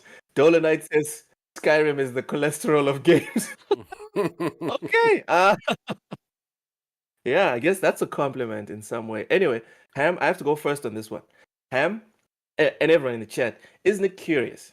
Isn't it curious that the devs that care so much about us, and I'm talking about developers. I'm not talking about their bosses, the directors, the managers, CEOs, shareholders. No, the devs. Isn't it curious that the devs have nothing to say when Madden ships out the exact same game for 10 years plus, forcing people to pay full price for a game that's going to continue to have microtransactions in the game after you've paid the $60. These devs, zilch. NBA 2K continues to ram their fists right down our throats to get the last cents we have. Nothing from the devs. Grand Theft Auto hasn't released a sequel in 10 years. Nothing from the devs. Countless trash ports, sequels come out broken, full of microtransactions, while also charging people $70 before they even get to the freaking microtransactions. Hello, Diablo. Nothing from the devs. I'm not saying devs are lazy. That is not what I'm saying. All I'm saying is that the devs that are talking about fans being careful and the devs that are talking about they care about fan well-being and managing expectations have nothing to say about everything I just told you about. But as soon as a developer sets a new standard, sets a new high bar that I don't know, I know nothing about coding and programming. But anyone that has seen and read just a little bit of what Baldur's Gate is doing knows that people are going to have to add either extra hours at work or extra months or years to development to reach that bar. I can tell that. They can tell that. Now, these oft silent people have found their voices. Now, I'm not saying they're lazy. I'm not saying they don't want to put in more work. That is not what I'm saying. I'm just saying that y'all was silent about everything that was happening in gaming. The moment something popped up that is quantifiable, that will give you guys more work to live up to, now y'all found your voices. So, what are we supposed to think about that? Go ahead, Ham. That's like somebody winning the Super Bowl and saying, you know what, our team is going to dissolve. You know, we can't beat them. We can't compete. We can't even attempt. It sounds like you're saying is you don't want to attempt. You see how much love, TLC, care somebody puts in the video game, and you're like, yo, I thought game changed. And it's like, yo, no. There's people that care about it still. And they're like, oh, shit. We got to actually work. We got to actually work. So it's just like, I 100% agree with you on this one, Lo. Sit your ass down. Do what you're supposed to do. And get this work, brother. Yeah, get this stuff done. I mean, for the love of everything, like, we ask for you to give these tries, these attempts and whatnot. We see through it.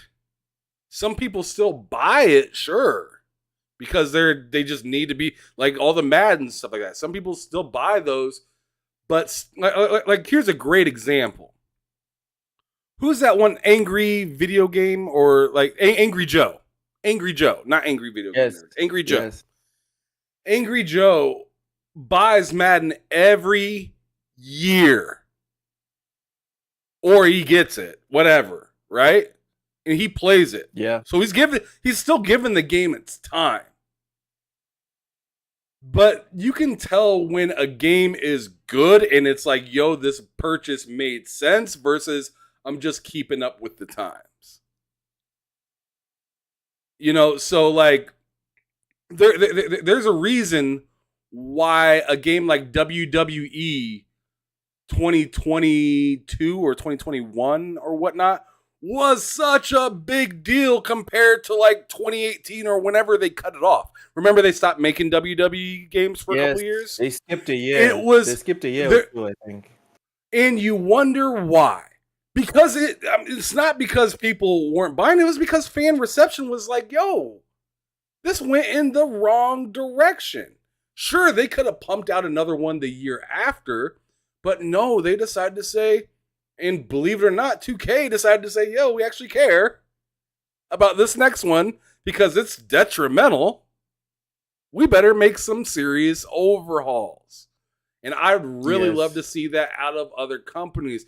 People have been talking about this coming Madden, how it's supposed to be seemingly overhauled. I even seen some people talking as if, oh man, they actually put some work into Madden and they're making this one good. And I'm like, what have they been doing for the last like 7-8 years? Bro, Like seriously, like sometimes they don't even change the music playlist, Ham. Sometimes the freaking playlist has 15 songs from last year. I'm serious. Anyone in the chat that buys Madden or FIFA on a regular, I unfortunately have to listen to the FIFA soundtrack almost every year, and there's songs from like 2015 still there, and I'm like, dude, come on. But go ahead, finish your point, bro. Yeah, Mr. Joanna Dark corrected me. Thank you. WWE 2020 was the bad one. And then they skipped 2021 and made 2022, which ended up being so much more better. The button systems in it, instead of having to use the sticks to do like submissions and crap like that, they actually like put it more of a button game, kind of like classic games where you're like button tapping to get out of submissions and stuff like that, which feels way better. Something that works, bro. It works. Why are you trying to fix it?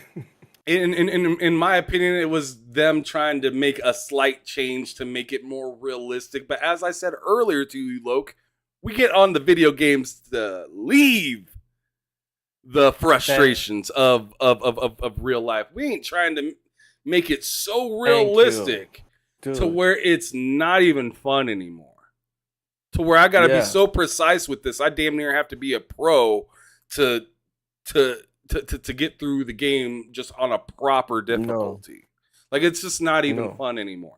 And it doesn't make sense. That's the part that's worse, is it just doesn't make sense. Because as you just got done saying, if it ain't broke, why are you trying to fix something? Why are you trying to reinvent the wheel when it's rolling? Like we're good. So, or maybe they're trying to justify the purchase. I don't know. I don't know. To me, it's like they just want to put in a new mechanic so they can say that it's a new game. They throw in a little extra. Remember quarterback vision in Madden? That thing sucked. QB vision in Madden stunk. That was bad. It made no sense. At least you got to understand why, like the GMs prefer quarterbacks that are like 6'4" or taller, or 6'2" and taller, because then you get to see more of like your options. But it was pretty bad. It was pretty bad. But Ham, I want to bring in another analogy here with this Baldur's Gate 3. This feels to me like, remember how big men were not expected to stretch the floor in basketball? And then guys like Pau Gasol started doing it. LaMarcus Aldridge started doing it. Tim Duncan to a lesser degree. Dude, if you're Dwight Howard and you can't stretch the floor, that's a you problem. Adapt or die. All right? Facts. If Larry pull this off, hey man, it's on EA to do the same thing. It's on everyone else to do the same thing. This thing about saying we can't expect this to be the new floor for Western RPGs or for RPGs at all. Basically, when Rockstar came up with GTA 3, Ham, that should have been the death of 3D open world games. We shouldn't have gotten all the other 3D open world games. According to these devs, GTA 3 should have just been just that, right? Right. No true It should crime, have right? stopped right there. Yeah, no true crime, nothing, no getaway, no Watch Dogs, nothing, bro. Assassin's Creed, forget that. GTA 3 should have been an anomaly. That's what it should have been. Just leave it like that. All right, fine. Uh, campaign for first-person shooters. After, before Call of Duty, there was the other game, Medal of Honor. After Medal of Honor did what they did with first-person shooters and stories, that was it, bro. They should have stopped right there. Everyone's jaw was on the floor. The guys, don't expect us to pull this off all the time. Mortal Kombat, when they finally came up with a not just a coherent but an immaculate story campaign for a fighting game. Tekken, Street Fighter, Virtua Fighter, all these other fighting games Guilty Gear, they should have all just been like, yo, this is a normal. Don't be expecting us to do the same thing. That's not what happened. They adapted. Tekken does it came up with a more streamlined campaign instead of just the arcade. Street Fighter, Ham, we're talking about a few weeks ago. Street Fighter 6 just came out with one of the best single player campaigns for a fighting game. For a game, period, actually. That was a very good campaign. Why? Because Mortal Kombat set a new standard and everyone else followed suit. Because we, the customers, we work hard for our money. We deserve value for our purchases. Don't sit there and tell me that I don't deserve better. Today, paying $60, but I'm supposed to expect I don't know, PS2 quality type games. No, dude. I want innovation. I want new stuff. I want better stuff. Yeah, it's kind of crazy that you say that, Loke. Uh, And before we go to the chat, because there's been some pretty interesting things said in there, I just wanted to bring up yo, we didn't ask you guys to make it $70 for games. Now you said that it takes more money to make these types of games and stuff like that because they're supposed to be bigger and more grandeur, right? For the extra money. So you asked for more from us. Why can't we ask for more from you? You just got done looking. Larian Studios literally just came out here and just pushed the envelope. Elden Ring, push the envelope. Hogwarts, pushing the envelope. Starfield looks like it's about to push the envelope. We don't want to hear anybody come back and say, I just don't see any space where we can grow and get the hell up out of here. There is plenty of room. There are fans literally. You go to any video game announcement or trailer showing or anything and look at the comments. There's an infinite amount of things people are asking for that you could provide to your game to make it a better experience. Podcasts up the yin yang 24 hours a day telling different developers or publishers around the world what they missed and what they did good at, what they could do better with. Yeah. We were talking about Atlas Fallen and you had your perception, I had my perception, but what we can both kind of agree on is this is their first game. This is a new IP, so they can improve upon it and maybe make it a little bit better for you and a little bit better for me in certain aspects. At no point has there ever been a video game that come out where it was so flawless that nothing could have been added to make it better. It just doesn't exist. Bro, so to act like there's a ceiling, to act like that there is a ceiling and somehow Larian hit it is bullshit. Oh man, that's a good point. That this is a very one-sided relationship. I love that point, Ham. Y'all are out here talking about, oh no, you need to pay more. You need to pay more for this. We need the money for Battle Pass. We need money for this and that and that. Okay, can y'all give me more content?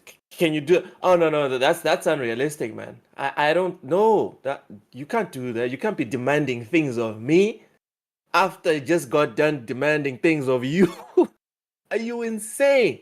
That's a great point, huh? Reichi says, well, Ocarina of Time is still sitting on its throne right now. Back from the Dead says, split screen on console should have stopped on N64 with GoldenEye. Exactly. Another game that innovated, but then it became standard for the industry. Stop, cut the cap. To say you can't keep up, it's fine. All right? Just say I Someone suck. else is going to do Just it. say you suck. Someone else is going to do it. It's called demand and supply. All right, this is the richest industry on the planet. Unfortunately, someone is going to do it. All right, if it's not you, someone else is going to do it. I promise. I promise. You can shut your studio down today. Today, someone else will do it. But for me, right, I just feel it's necessary for us to address who this message is addressed to. For me, I don't feel this way about all game developers. I feel this way about AAA game developers. So I'm not talking about your indies and whatever. Actual indies, right? Actual indies. Those guys, I understand their limited scope and Right. and funding and all that. They can't go through the 6 years. Fine. I'm talking to Bethesda. I'm talking to PlayStation developers. I'm talking to Santa Monica. I'm talking to Like freaking EA, all the THQ GTA, Nordic, just Electronic any of these Arts. guys. Yes, yes. Rockstar. These guys that have crazy budgets, but instead of putting it into development, put it into marketing. These are the people I'm talking to, because they're the ones who put in absurd microtransactions. Most indies, they charge you the fair price and they bounce. Like you look at Devolver Digital, for example, one of my favorites. They charge you $30, $50, even $60, but that is it. That's the game. You get the game and they keep it moving. Publishers like Electronic Arts and all these other guys, they have the gall, the testicular fortitude to charge you $60 or more. And then in the same game that you just bought, oh yeah, here's $15. You have to pay $15 for this. You have to pay $10 for that. You have to pay. Oh no, you can't earn that. You have I to like pay for it. Mr. Joanna Dark said it's on a Battle NBA Pass. 2K24 will have the basketball sold separately. Oh my god. I can Which see is that essentially what you're saying. It's just like you're buying a game and you're not even getting the whole thing. They think that's okay, No. but then they come around and say something crazy like this, where it's Which just is like, funny. Which is funny because the people bitching about this are the devs from these companies. Your Electronic Arts, Ubisoft's et al. These are the guys who are bitching about Baldur's Gate 3. It's not the indie devs, because the indie devs know what they're doing and no one is bitching about them. No one is expecting Baldur's Gate from an indie dev. But now the next Mass Effect game, oh, we're paying attention. What did you do? Did you put something innovative into the next Mass Effect? Oh, it's essentially Mass Effect 3 with a different face? Seriously? And you're charging me $60? Fuck out of here with that shit. That's why they're panicking. There's games, Ham. There's games deep into development right now with the same scope and breadth of freaking Valhalla. And these games are going to be PS5 and Series X exclusive. And they're going to want to charge 60 to $70. Baldur's Gate is taking their clothes off. They're running in the middle of King's Landing, and Baldur's Gate is that chick with the bell. Shame. Shame. Shame. Shame. Dude, we are going to rip them to shreds. That's why Baldur's Gate is bothering people. But they don't understand. It's like the Streisand effect. The more you talk about this, the more you tell people not to expect this, the more people are like, why are you so worried about what we expect, bro? What are you scared of? You know what I mean? Now we want to know what are you up to? What are you developing? We're curious now. Are you scared, bro? Are you scared? Salvalo says sleeping with animals might be the ceiling. I don't see any studio recovering from this. Okay. Mr. Glass, welcome in, Mr. Glass. Mr. Glass says the new Xbox update sucks. Lines and lines that you can't remove from your home screen. I hope we get an update to remove all this crap if we want. Ham, quick side note. I did notice that you can't edit the lines on the home screen. That annoyed me. What are your thoughts on this one? Or are you I okay with it? haven't hung out on the dashboard long enough to notice, to be honest. Okay. I mean, I have. and keep in mind, I I've have. been out of town for the last like week or whatnot. So if this update recently happened, then I don't know. I haven't seen it yet, or I Yeah. haven't paid attention to it. Yet. Well, check it out. It is an unfortunate state of affairs. I'm with Mr. Glass. It's problematic. I didn't like the fact that I can't edit it. You know, it's not fun. All right. So we're done with Baldur's Gate 3 and the devs that are scared to step up. We're done, right? Yeah. Ham. All right. Moving on. Call of Duty Modern Warfare 3 is coming to Xbox One and PS4. Call of Duty fans who don't have a PS5 or Series console can calm down because yes, it's coming to the previous gen too. The confusion arose because of a Twitter user and content creator called The Gaming Revolution, noting that on the official Xbox page for Call of Duty Modern Warfare 3, only Series X and S were listed without the Xbox One. The official Xbox website has since been updated to include both Series X and S and Xbox One, and IGN has independently confirmed that neither Xbox nor PlayStation's listings are erroneous. So Modern Warfare 3 definitely going to last gen consoles. Ham, thoughts? I think that's smart for them. It seems like the whole point behind Call of Duty is to make as much money as many places as they possibly can, and I mean, you can't knock that hustle. I mean, you can hate it, but like, I mean, come on now. I mean, would you skip out on the chance to make more money if you could? Bro, I'm putting that thing on a Fitbit if I'm one of the execs. You know what I'm saying? Put it on the Switch. Putting on the Samsung fridge if you can. Jeez. Didn't they make like $1 billion in the first week of the release of Modern Warfare 2? It was like the first 11 days or something like that. Yeah, it was something insane. So I'm not hating on them, but I do think whatever, man. It's cool. I'm not really a big Call of Duty guy. Like I do want to play all of the Call of Duties, but just like the campaign. I'll install it, play the campaign, and bounce. But hey, man, for the people online, I guess this is a good thing because it means more players to play with. But I thought everyone that wanted a PS5 and a Series console already had one. Because now you don't see many stores like sold out. At least here, now you have stores that have PS5s and Series X's. Well, no, Series S's. I haven't seen a Series X in Mozambique yet. I feel like Call of Duty is going to continue to do that until they can be cloud based. They're going to try to continue to spread themselves out to as many consoles as they possibly can until they get to the point where they're pretty much cloud based everywhere. So that'd be PlayStation, Xbox, possibly Nintendo.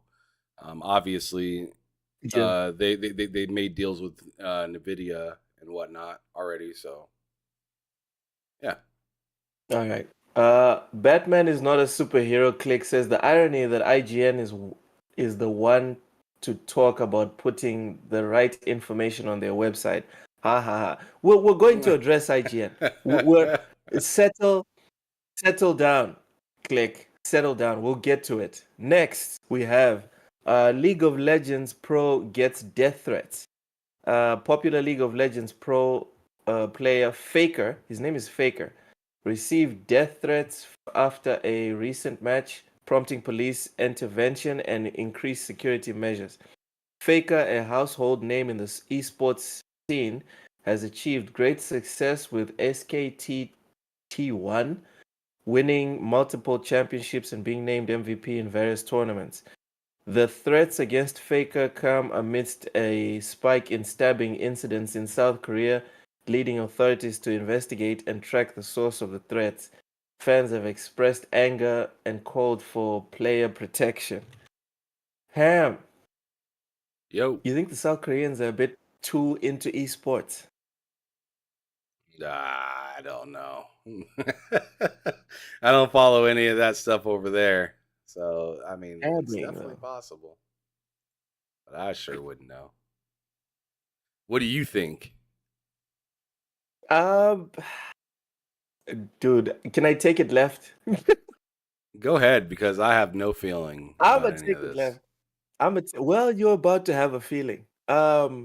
Great. When I saw the whole thing about the threats against Faker come amidst a spike in stabbing incidents in South Korea, I'm just like, look, stabbing is a real thing. It is a It's about as real as dangerous it thing, gets. etc. I was gonna say this sounds a bit quaint considering the incidents in the U.S. Like, I'm not saying stabbings are fine. I'm just saying, yeah, it's stabbings. You know what I mean? There's there's I don't people know. with M4s in the U.S. So Dude, yeah, I don't that's know. I would rather, and this is going way off topic, but I'd rather get shot than stabbed. Easily. Easily. there's places to get stabbed. There's Nope. places to get stabbed. I'd rather There's get no shot places to get shot, bro. anywhere. I'd rather get shot anywhere than get stabbed anywhere. And I tell you what, I just, to me, it's just so much more personal, so much more disrespectful when somebody has something in their hand and they're jabbing it into you. They really Yeah, mean that shit. They mean yeah, but in terms of actual damage, Ham, the chances of you having broken bones and cartilage from stabbing very rare. Whereas I don't know. with guns, the damage is way more. I So could see it where maybe on a it personal damaged level, something solid in your body more, but I don't know, man. Stabbing, just something going in and then having to come out the same way. Woo! yeah. I don't know, bro. I don't know. All right. Well, while we're on the last two topics, put up a poll then. What would you prefer? No, I'm Getting not putting stabbed that poll or up. getting shot? I ain't putting that damn poll up. You Batman. got your mind. Batman is not a superhero. Click says if there's money on the line, a stabbing will come. It's okay. There's a lot of money. The people bet on esports in like South Korea and even China as well. That's why they take it so serious. All right, let's move on to the next one. Otherwise, oh my God, Dolomite says the sponsors are putting up the money, not the players. All right. See, Dolomite prefers to get shot. That's wild. Same. Okay, Fuck that. cool. Cool. Anyways, the last two topics today are a bit different because instead of actual topics, they are Twitter posts. The first one comes to us by way of at Peter Ovo 5, who posts a video which I verified.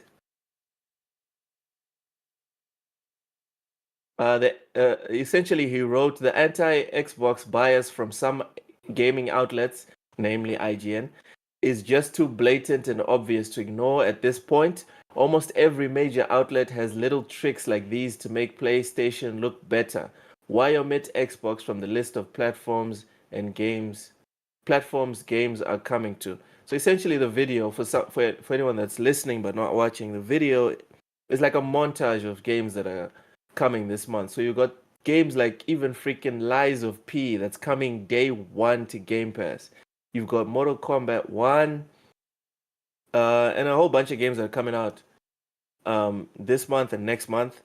And at the bottom right corner, the platforms mentioned are PlayStation and PC.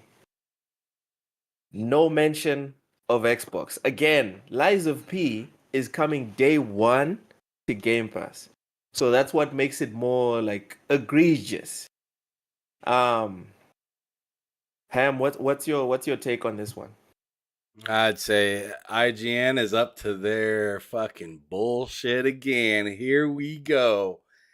We see PlayStation and PC on the side over there. And I'm just like, wow. Because not only, as you just got to say, not only is one of them obviously just coming to Xbox, but the other one is coming straight into the subscription service, bro. Like, and that's pretty much been its advertisement. Is coming Yeah. to Game Pass. Coming to anytime you see Lies of P, it pretty much says day one on Game Pass somewhere. But some reason it's not even it's not part of any of the advertising here. And people are supposed to be like, oh man, they just forgot. Like, ain't no way you forget a whole ass platform. That's like going to Subway, ordering the food, and somehow they forgot the bread. How the hell do you forget one of the main pieces to the sandwich? The bread.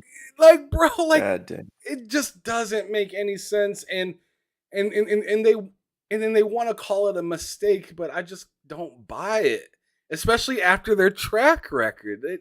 I mean, just Where did they say it was a mistake? I didn't see anything. I know Did I it know on Destin IGN say it was a mistake? Destin Legary said they took it down, and I think he tried to do a little bit of damage control in it, a little bit, but it's just like I don't know how you damage control for something like that. Like it's blatant. Is that you setting the stage for me? He's like, I don't know how you do it, but watch this guy try.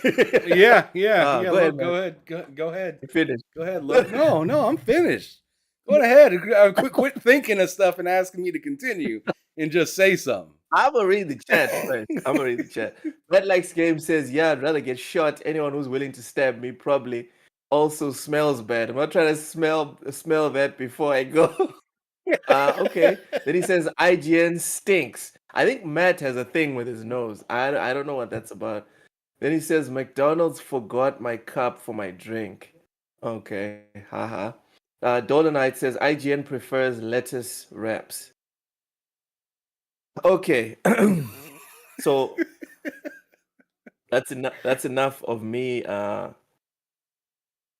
trying to buy some time. There's no way to defend this. There's no way to defend. I literally have been flailing in my mind as we've been like discussing other topics or whatever. I'm trying to find an angle where I can defend my dear beloved IGN, and there's no doing it. That should never happen. I'm sorry, it shouldn't. You can't be asking for all this I have like something they. extra. Oh, okay, go ahead. My bad. I have something extra. Ham, if no one had said anything, I don't think Destin or anyone else from IGN would have taken that video down and corrected it. That is my honest assessment of the situation. The only reason it got corrected is because there was an uproar. But in conclusion, I don't think this is an IGN problem. Like, I don't think IGN as a whole has a problem with Xbox. I think there is a large contingent at IGN that prefers PlayStation because for years, this is not something that I've heard from anyone from IGN. This is just me like presupposing stuff. For years, most big third party games are on PlayStation or exclusive to PlayStation, and most of the PlayStation exclusives are the ones that people want to know about, whereas Xbox rarely has had these exclusives that people would want, whether first party or third party. So you even if you don't start off with a preference for PlayStation, if 90% of the games that you get are on PlayStation, you kind of skew that way. So I don't think that IGN has a PlayStation. Okay, IGN does have a PlayStation bias, but I don't think the writers themselves have a PlayStation bias. Does that make sense? Because for me, I can see writers separate from the platform. Does that make sense? Or am I just trying to defend IGN? No, it doesn't make any sense at all. Fuck them. They are absolutely full of shit. They are full of shit. They think they joking. They think they. I mean, come on, man. Like, you don't continuously make like what was that one head person at IGN that caught some smoke not that long ago for pretty much Ooh, showing out their preference and not really giving a damn about Xbox. That's the kind damn, of man. shit that She I'm didn't talking about. show. She didn't That, show a preference. She showed her ass, man. That was bad. and so that's what I'm talking about. I'm not giving any leeway to any of these bums out here pretending to be neutral when they clearly are not. They are clearly not, and they only pretend just to get that bag. They pretend to get the bag, and then as soon as they get the opportunity to work with who they really care to work with, that's who you're going to see highlighted in everything. But pretty much if Xbox ain't giving them the bag, they're going to act like they don't even exist, as you see. Hold on. Hold on. Hold on. Let's go down this rabbit hole. Are you saying that you think PlayStation pays for behaviors like this? That you don't think that was a mistake? No, I'm not saying that. I'm not saying PlayStation pays for that behavior. I'm saying that they give that behavior themselves because they love PlayStation more than the opposition. So they're going to play to that side and continue to tell everybody that they're neutral when they're really not. They're going to tell everybody they're going to go they're going to go to the Raiders game with you, Loke, with a Raiders jersey on, knowing damn well they're going for the 49ers. That's what I'm telling you right now. Yeah, you don't like that, do you? You don't. See, now you're just pissing me off. Now you're just pissing me off.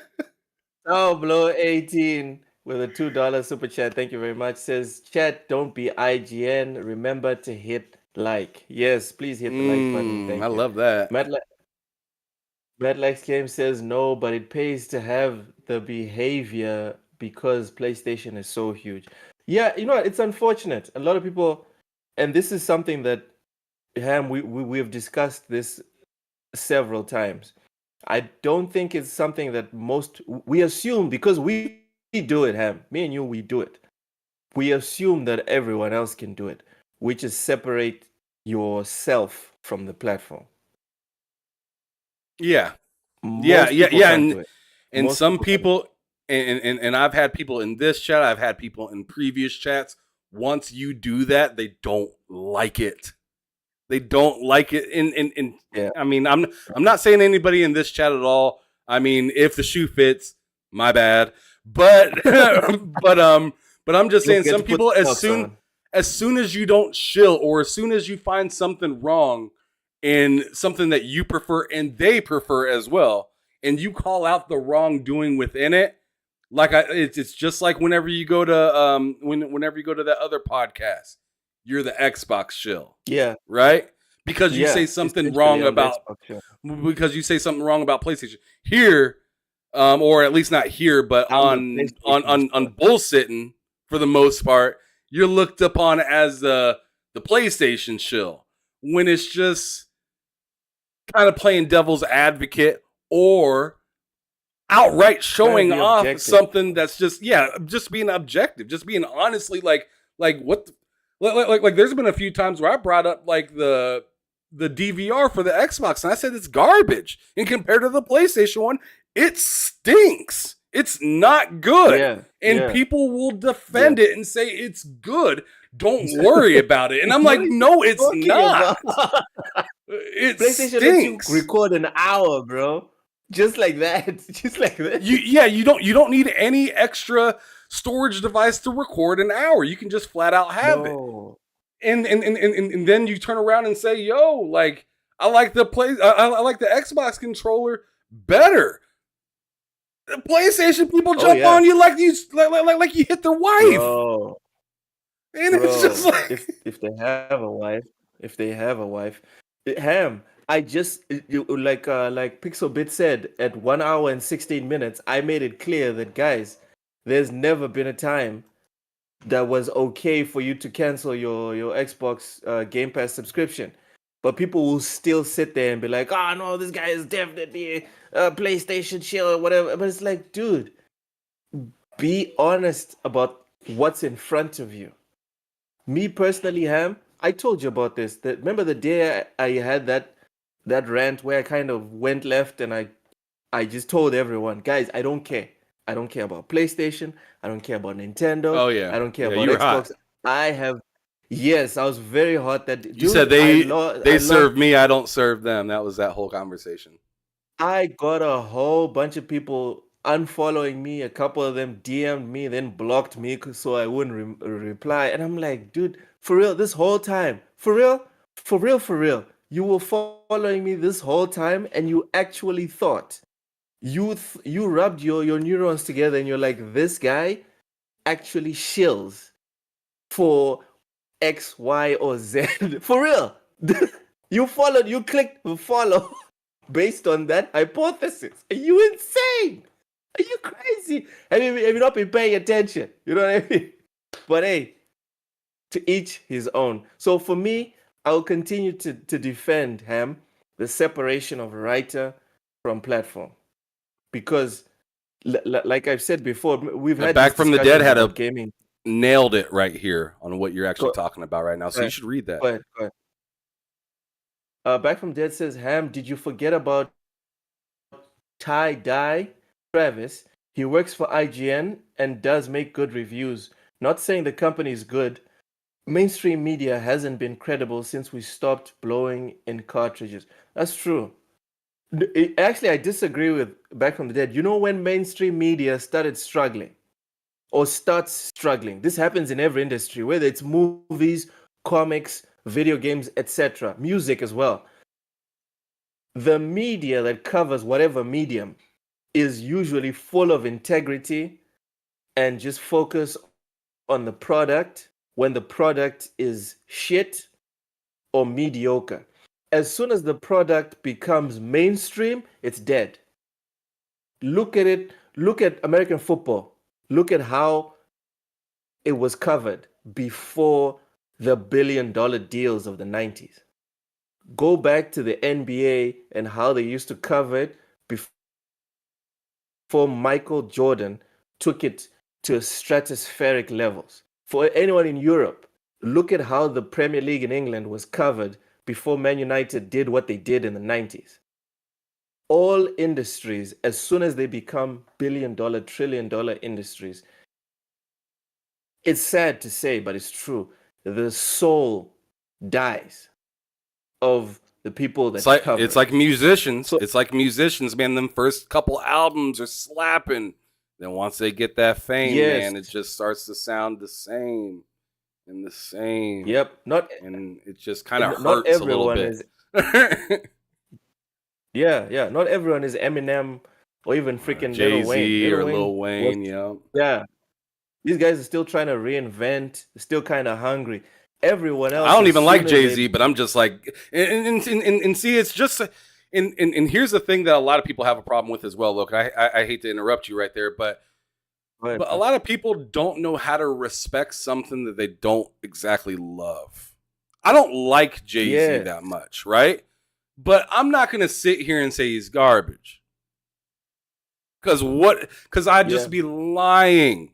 I'd just be lying to everybody and saying, yo, this dude is a horrible rapper. He should have never. No. I don't really like Jay-Z that much, but I tell you what, I wish that whichever rapper or whatever rapper I had his accolades. You know what I'm saying? Because those accolades speak for themselves. Those accolades, the time, the knowledge, the love between others other than myself, because obviously I'm not a big fan of it, but obviously he has such a massive following that it kind of shuts me the fuck up. Doesn't matter what I think. The reality is right there. Yeah. You can't deny it. So it's sad to say, and even like me and you, Ham, the truth of it, and it's human nature. It's why you don't get to see many back-to-back champions in almost any sport or etc. TSWS gaming. Let's stretch this out, Ham. In 5 years, in 10 years, let's say we are freaking huge. We're making millions, globe trotting to all these events, taking pics, rubbing shoulders with all these execs and whatever. Ham, it's going to be a struggle. Let's be honest. It's going to be a struggle for me and you to maintain the same amount of viciousness that we have towards all these subjects. The same amount of just transparent, yo, I don't give a fuck about this, or oh yeah, I love this, or no, I hate this. You know what I mean? There's gonna be a lot of like politicking and you need to make sure that this guy is okay with what I said, but that guy is also okay with that, but that chick is also okay, but that person is also okay. It's a whole lot of interests all in one thing. So when these corporations, which is what IGN is at this point, when these corporations put out anything, they have to think 20, 30 times. And as far as the whole PlayStation thing is concerned, if we're going back to the video, as far as the whole PlayStation thing is concerned, I think it was honestly just oversight. Someone, the editor or whatever, was just like, yeah, PlayStation and PC are like where it's at. And then maybe they checked real quick, is this on Nintendo? Because Nintendo is also like number one in sales. Is this on Nintendo? Oh, it's not on Nintendo. Okay, whatever. Then they just didn't bother to check Xbox, which is not right. I agree. It's not right. They should do the due diligence and whatever. But to back from the dead's point, I think this needs to be laid at the feet of the person or people responsible for this specific project in terms of the video, etc. And as far as IGN as a whole is concerned, I'm uncomfortable blaming the whole of IGN, even if like 50% of their articles lean that way, even if 60% of their articles lean that way, because I'm one of the people that is connected to IGN, and I don't agree with the sentiment that IGN, the whole of IGN, is in PlayStation's corner. I disagree with that with that sentiment. I think it's unfair. I think people need to look for Jonathan whoever and Steven whoever, these people specifically. Let's start a rumor that these people are down with PlayStation. I got no problem with that one. But going the whole thing and saying, yo, the whole of IGN, I'm not down with that. Fair Just enough. saying. Also, Pixelbid put in a comment that I will treasure for the rest of my life. Thank you very much, Pixel. Pixel said Loke is just a gamer. 100%. Thank you. Oh my God. Sapo, welcome in, Sapo. Sapo says this smells like the PlayStation marketing deal that made for Hogwarts. Okay. Yeah, a Imagine lot if of people thought it Hogwarts was was just going day going. one to Game Pass. Yeah, even my wife thought it was just going to PlayStation. So yeah, imagine if it was going to Game Pass and they didn't even put anything there. I mean, yeah, it's just ridiculous. It's ridiculous. It is. But I agree with everyone that it's ridiculous. I just think we need to target it at the people responsible for the video, not IGN. That's just me. I'm tired of the whole don't target Let's IGN thing, man. I'm over it. Let's move on. All right, IGN then. keeps putting this target IGN out there, defended. and Loke keeps saying, "Look at the sky." Don't look at IGN. No, I'm saying, look at the police officer that made a mistake. Don't look at the entire precinct. That's what I'm saying. I am looking at the entire precinct and saying y'all need to do some training because Oh my you God. guys don't know what you're doing. Because y'all I don't repeatedly have a making comeback. mistakes. Y'all repeatedly making silly mistakes. And you guys have somebody that's high up in the office that has made some God pretty damn. clear mistakes, if you want to even call them that I cannot say, you know what, mull again. No more mulling again. Fix your shit. Oh man, IGN. I almost had it. I almost brought it home. I was this close. It was this No. close. Christ. All right, let's move on. The last topic for today is a funny. I think it was a funny mishap. Microsoft confirmed that Final Fantasy Remake post was a mistake, not a tease.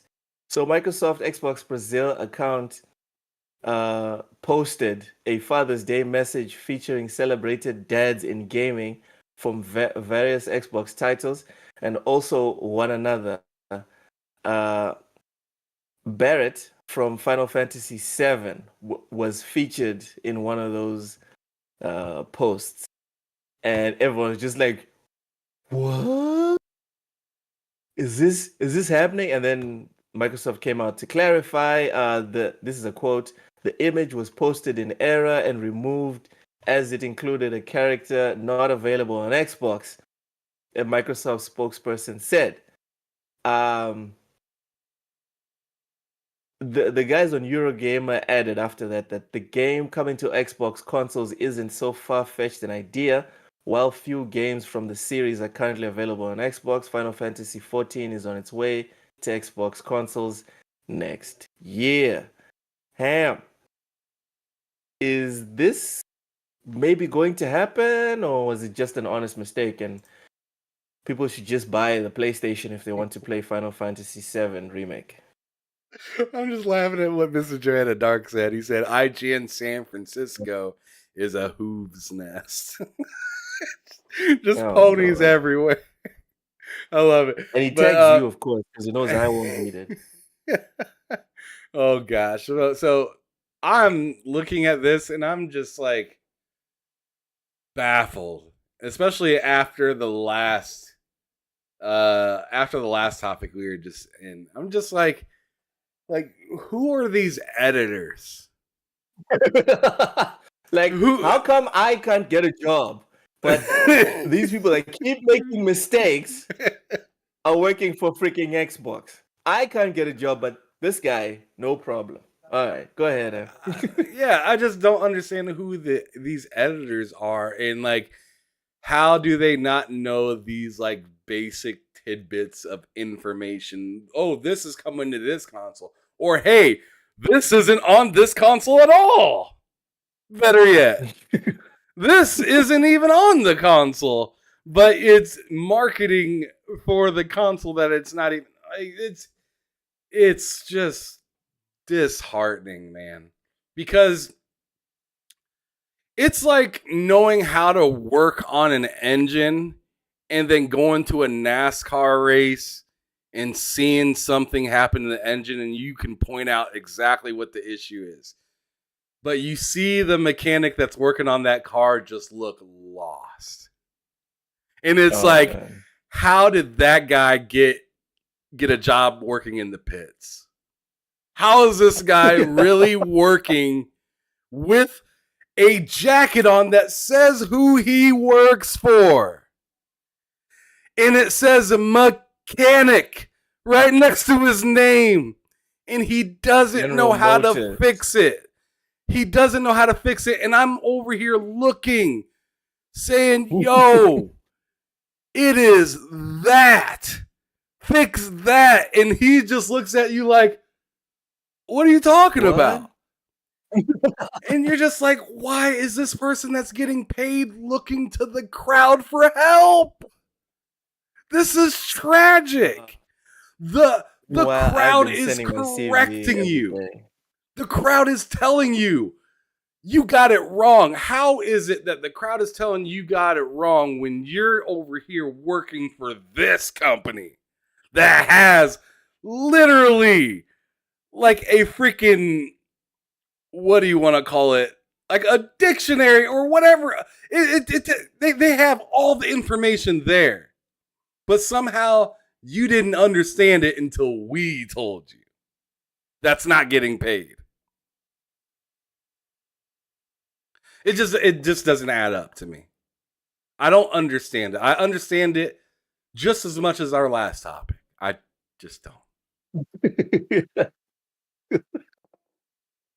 Ah, um, yeah. Follow-up question: what are the odds that Final Fantasy VII actually makes it to Xbox? Since Phil was getting cozy I talked about this yesterday with with K Meg on his show. yeah, I talked to this with K Meg on his show and yesterday, and I think it's a very high probability due to the course correction that has been made at Square Enix with the president and whatnot. You got old boy from Final Fantasy. I mean, I'm like one of the head guys of Final Fantasy on stage with him, announcing Phil Spencer to come in, and they buddy hugging it up and all this stuff. Yeah, man, I think that president looked over and said, you know what? We've been a little too stingy. We've been allowing Sony to tell us what to do. Maybe we should take heed on what we think is right and maybe distribute this to more places. And I mean, I'm hoping that's what they do. Not so much for my sake, because as you know, Loke, and as a lot of people already know, I'm not the biggest Square Enix fan. Could care less about Final Fantasy. I don't care. But if you're trying to make money in this day and age, and you just got your numbers in like Square Enix did, and it didn't look so good, you might want to be like, yo, although we love Sony, it ain't working so hot. We're helping them get money, but we're losing money like crazy. Maybe they might open up that opportunity to say, hey, Xbox, it's been way longer than we anticipated, but here's Final Fantasy 14. You'll wait a little bit, probably after Rebirth comes out, and then drop 7, and then a year or two later drop Rebirth on there or something like that. It's asking a lot, and I'm not sure if they could pull that off. I'm not sure if they could pull that off, but I think if they really want to see them numbers fluctuate, that's the kind of move that you should make. Open up your ability to reach more people instead of staying so stagnant that you're on a console and you're literally telling PC players, I don't know when you're going to play. Good luck. When it came to Final Fantasy 16, we're planning on coming out, but we don't know when. That's some bullshit. I mean, imagine being a PC only player, Loke, and being a major Final Fantasy fan, knowing that it's going to come to your platform, but the publisher told you straight up, we don't know when, and we ain't even thinking about it. Ah, man. Again, I feel like I need to play devil's advocate here. If you're a major Final Fantasy fan, what the hell are you doing on PC? It's like when Metal Gear was exclusive to PlayStation. When MGS 4 was announced for the for the PlayStation 3, no one was sitting here thinking about, oh, why is this not on dude? You are a Metal Gear fan. Just get the PS3, which is what I did. My PS3, me and my brother's PS3, because we shared it at the time, was essentially just for Metal Gear. There was nothing else on the PS3 with value as far as we were concerned. We ended up getting the 360, and that's where most of the games were. So I can't sympathize with the notion of, oh, it should be everywhere. I understand it. I understand it, but I can't sympathize with it. So As far as Final Fantasy is concerned, Ham, I'm with you that I'm not really a big Final Fantasy guy. Don't really get. A lot of people say that they're Final Fantasy people, but when you look at the sales, it doesn't look like there's many Final Fantasy people. Just say it. Hey man, it's the numbers. It's not me. I'm not the one saying it. The numbers say there's not many Final Fantasy people. So I think this announcement made more of an uproar in terms of like the console war, the discussion around like exclusive games and stuff like that. But in terms of moving the needle, I don't see Final Fantasy coming to Xbox actually selling consoles. They can't even sell the damn things on PlayStation. What are we talking about? Ain't nobody buying an Xbox to play Final Fantasy. It's not happening. But obviously, it's just a nice thing to have. But I don't think it's moving the needle on Xbox. Definitely on PC, but on Xbox, no, no, no one is worried about that. Pixelbit comes up with an interesting question. This one, when I chuck at you, Ham, says how many people think Square crying was more about Xbox not buying them than Sony being the queens of the money hat? Man, that's a fantastic question. Because I think after that news came up about the whole, screen exposed to be bought, and I'm starting to think after hearing that they kind of threw a hissy fit and was like, fine, then you're not getting this, that, and the third Octopath Traveler out here, not making any goddamn sense and shit like that. So Yeah. I mean, I do think that some of that was a hissy fit, but I also, which I pointed out with you, Loke, in the past and on K Mega Show not that long ago, is that like, yo, Xbox just dropped the bag, right? And they didn't get you as you anticipated, but there's still a lot of cash left over. And we ain't looking so hot. We got a new president. I think it's time to just succumb, as K Mega says, succumb to the throat needle. And just deal with it. Oh my Lord. You just got to deal with it at that point and just like get what you can out of the situation. And that's why I believe that Final Fantasy will eventually come to Xbox, because I think that Square Enix is trying to get what they absolutely can. I mean, you see the sales and They're trying to everything. go the Call of Duty route. In my opinion, they're going to kind of have to. Because they put all their eggs in the one basket, and that basket got a hole in it. So it's just not working the way that they wanted to. I think they're going to course correct, and you're going to start seeing them being just like that. Here comes Phil Spencer. I think it's going to be just like that the whole rest of this generation and going on, carrying into the next, where you're going to see a Square Enix act a little different around Xbox, and it's not just because they dropped the bag on like Bethesda and Activision, but also just for the fact that they look like Xbox is emitting a different type of energy this time around compared to last generation. This energy is, I'm hungry, give me more. I'm ready to actually do something, make some big moves. Last generation, it was kind of like they're just kind of sitting in the middle of the median. They don't know if they want to completely cross the street or not. This time, it seems like they just went right across it and they're saying, who's coming? Are y'all coming or not? And we're seeing Square Enix kind of bend the knee a little bit. We're seeing people get bought up like Activision, Blizzard, and Bethesda. We're seeing Iron Galaxy coming back for Killer Instinct. Like, you're seeing moves happening because Xbox is out fucking side this generation. People want to say, oh, these console numbers are looking similar to the PlayStation or the Xbox One generation. I think that's insane that they say that, because what's different about this generation versus the last is we had no PC parity last generation. So when you say Xbox is doing, people, continue. we What didn't we have saying? people like Cozy. We didn't have people like Cozy that are Right. maining cloud gaming. A lot of people like to say like, Exactly. "Oh no, it's niche." Dude, there's a lot of people playing cloud, just cloud. So and paying Game Pass. Don't forget the platform is not the console, and it's not even an insult to Xbox. They don't take it as an insult when you say, "Oh, your console is not selling. You're depending on services."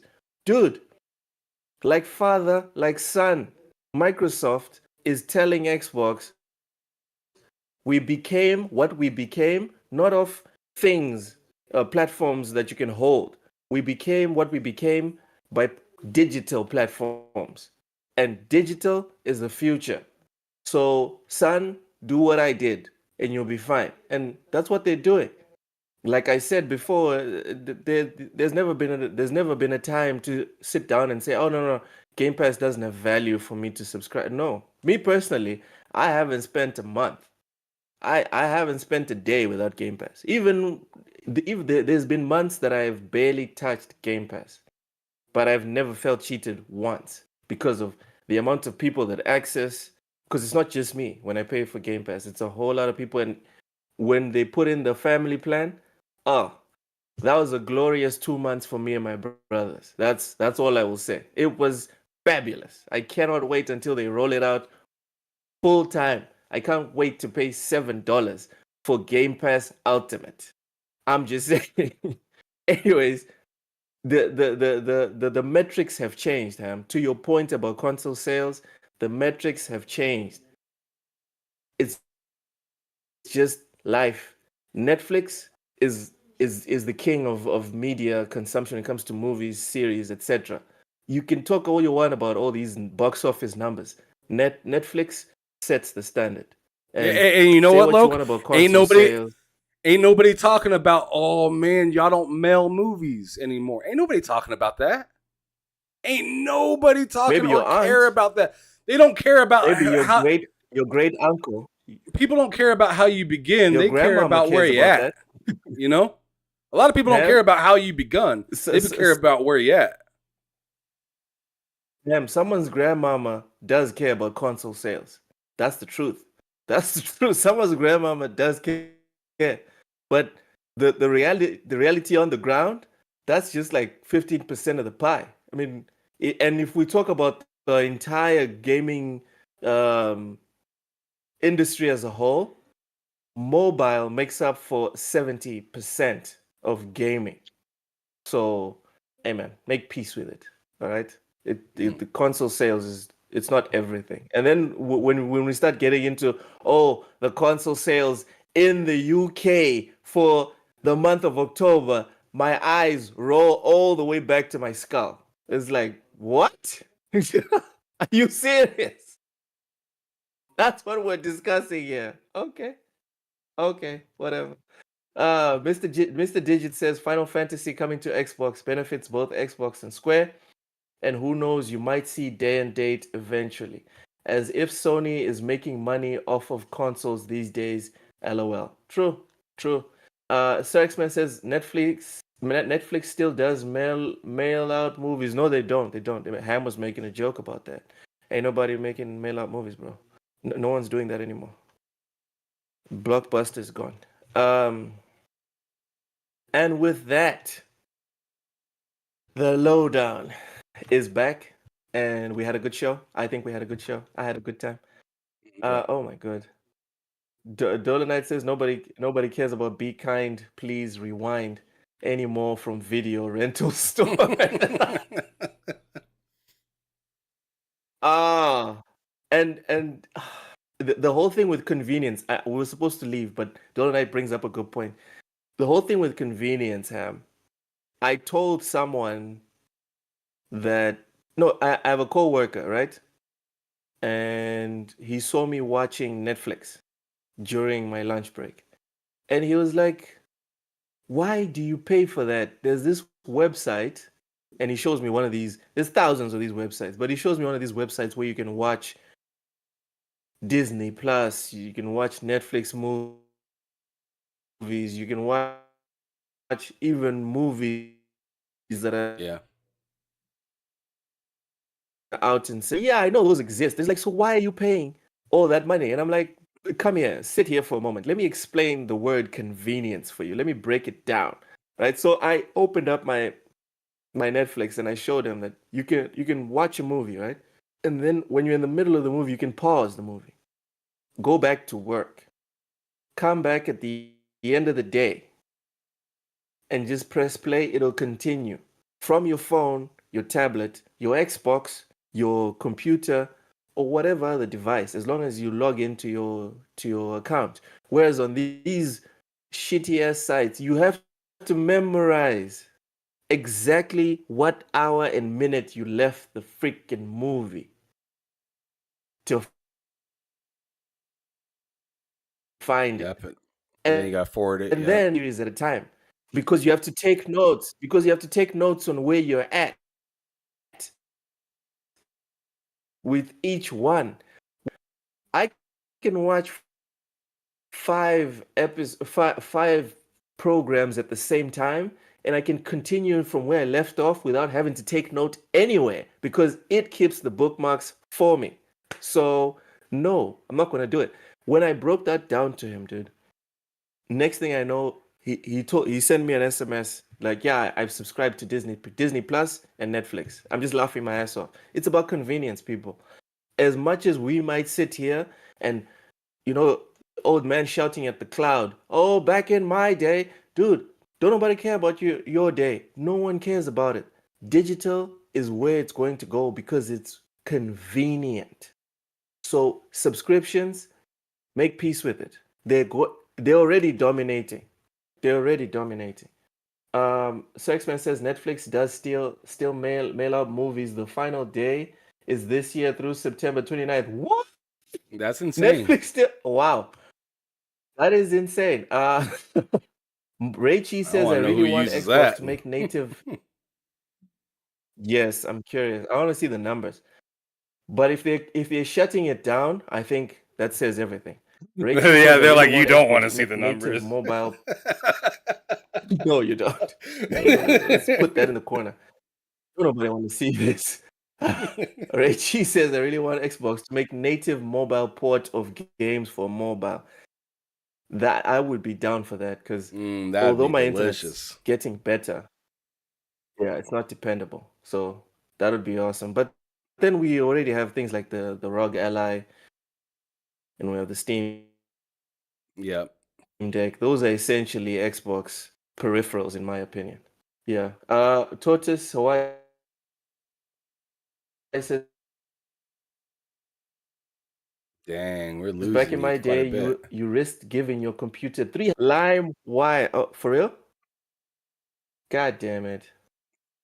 All right. Yeah, but I see what you said. You said you said back in my Tortoise Wise said back in my day, you risk giving your computer 300 STDs just trying to listen to a new song from Nelly. Yes, like you're saying, LimeWire, Kazaa, Morpheus, BearShare, all those guys. There's a ton of Pirates Bay, all of those. Yeah, I fucked with it because I know too many of them. but yeah.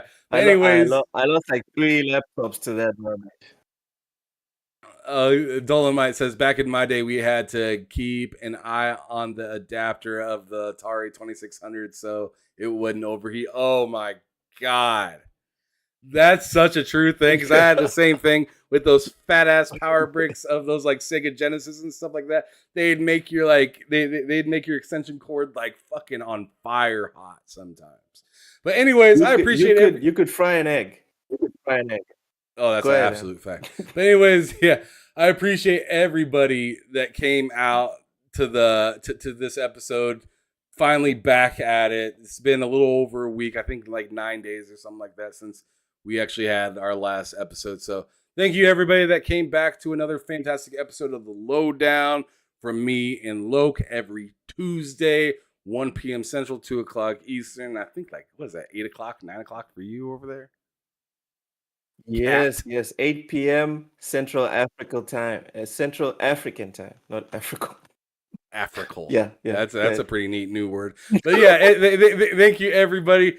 Those of you that threw out what is it called? A super chat, those of you that are members, those of you that are in the chat just kicking it and talking with us, and of course, those of you listening now and after we've gone live. We appreciate all of you guys so much.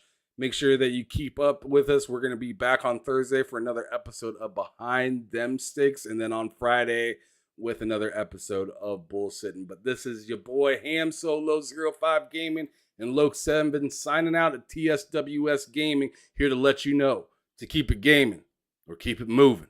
Peace out, y'all.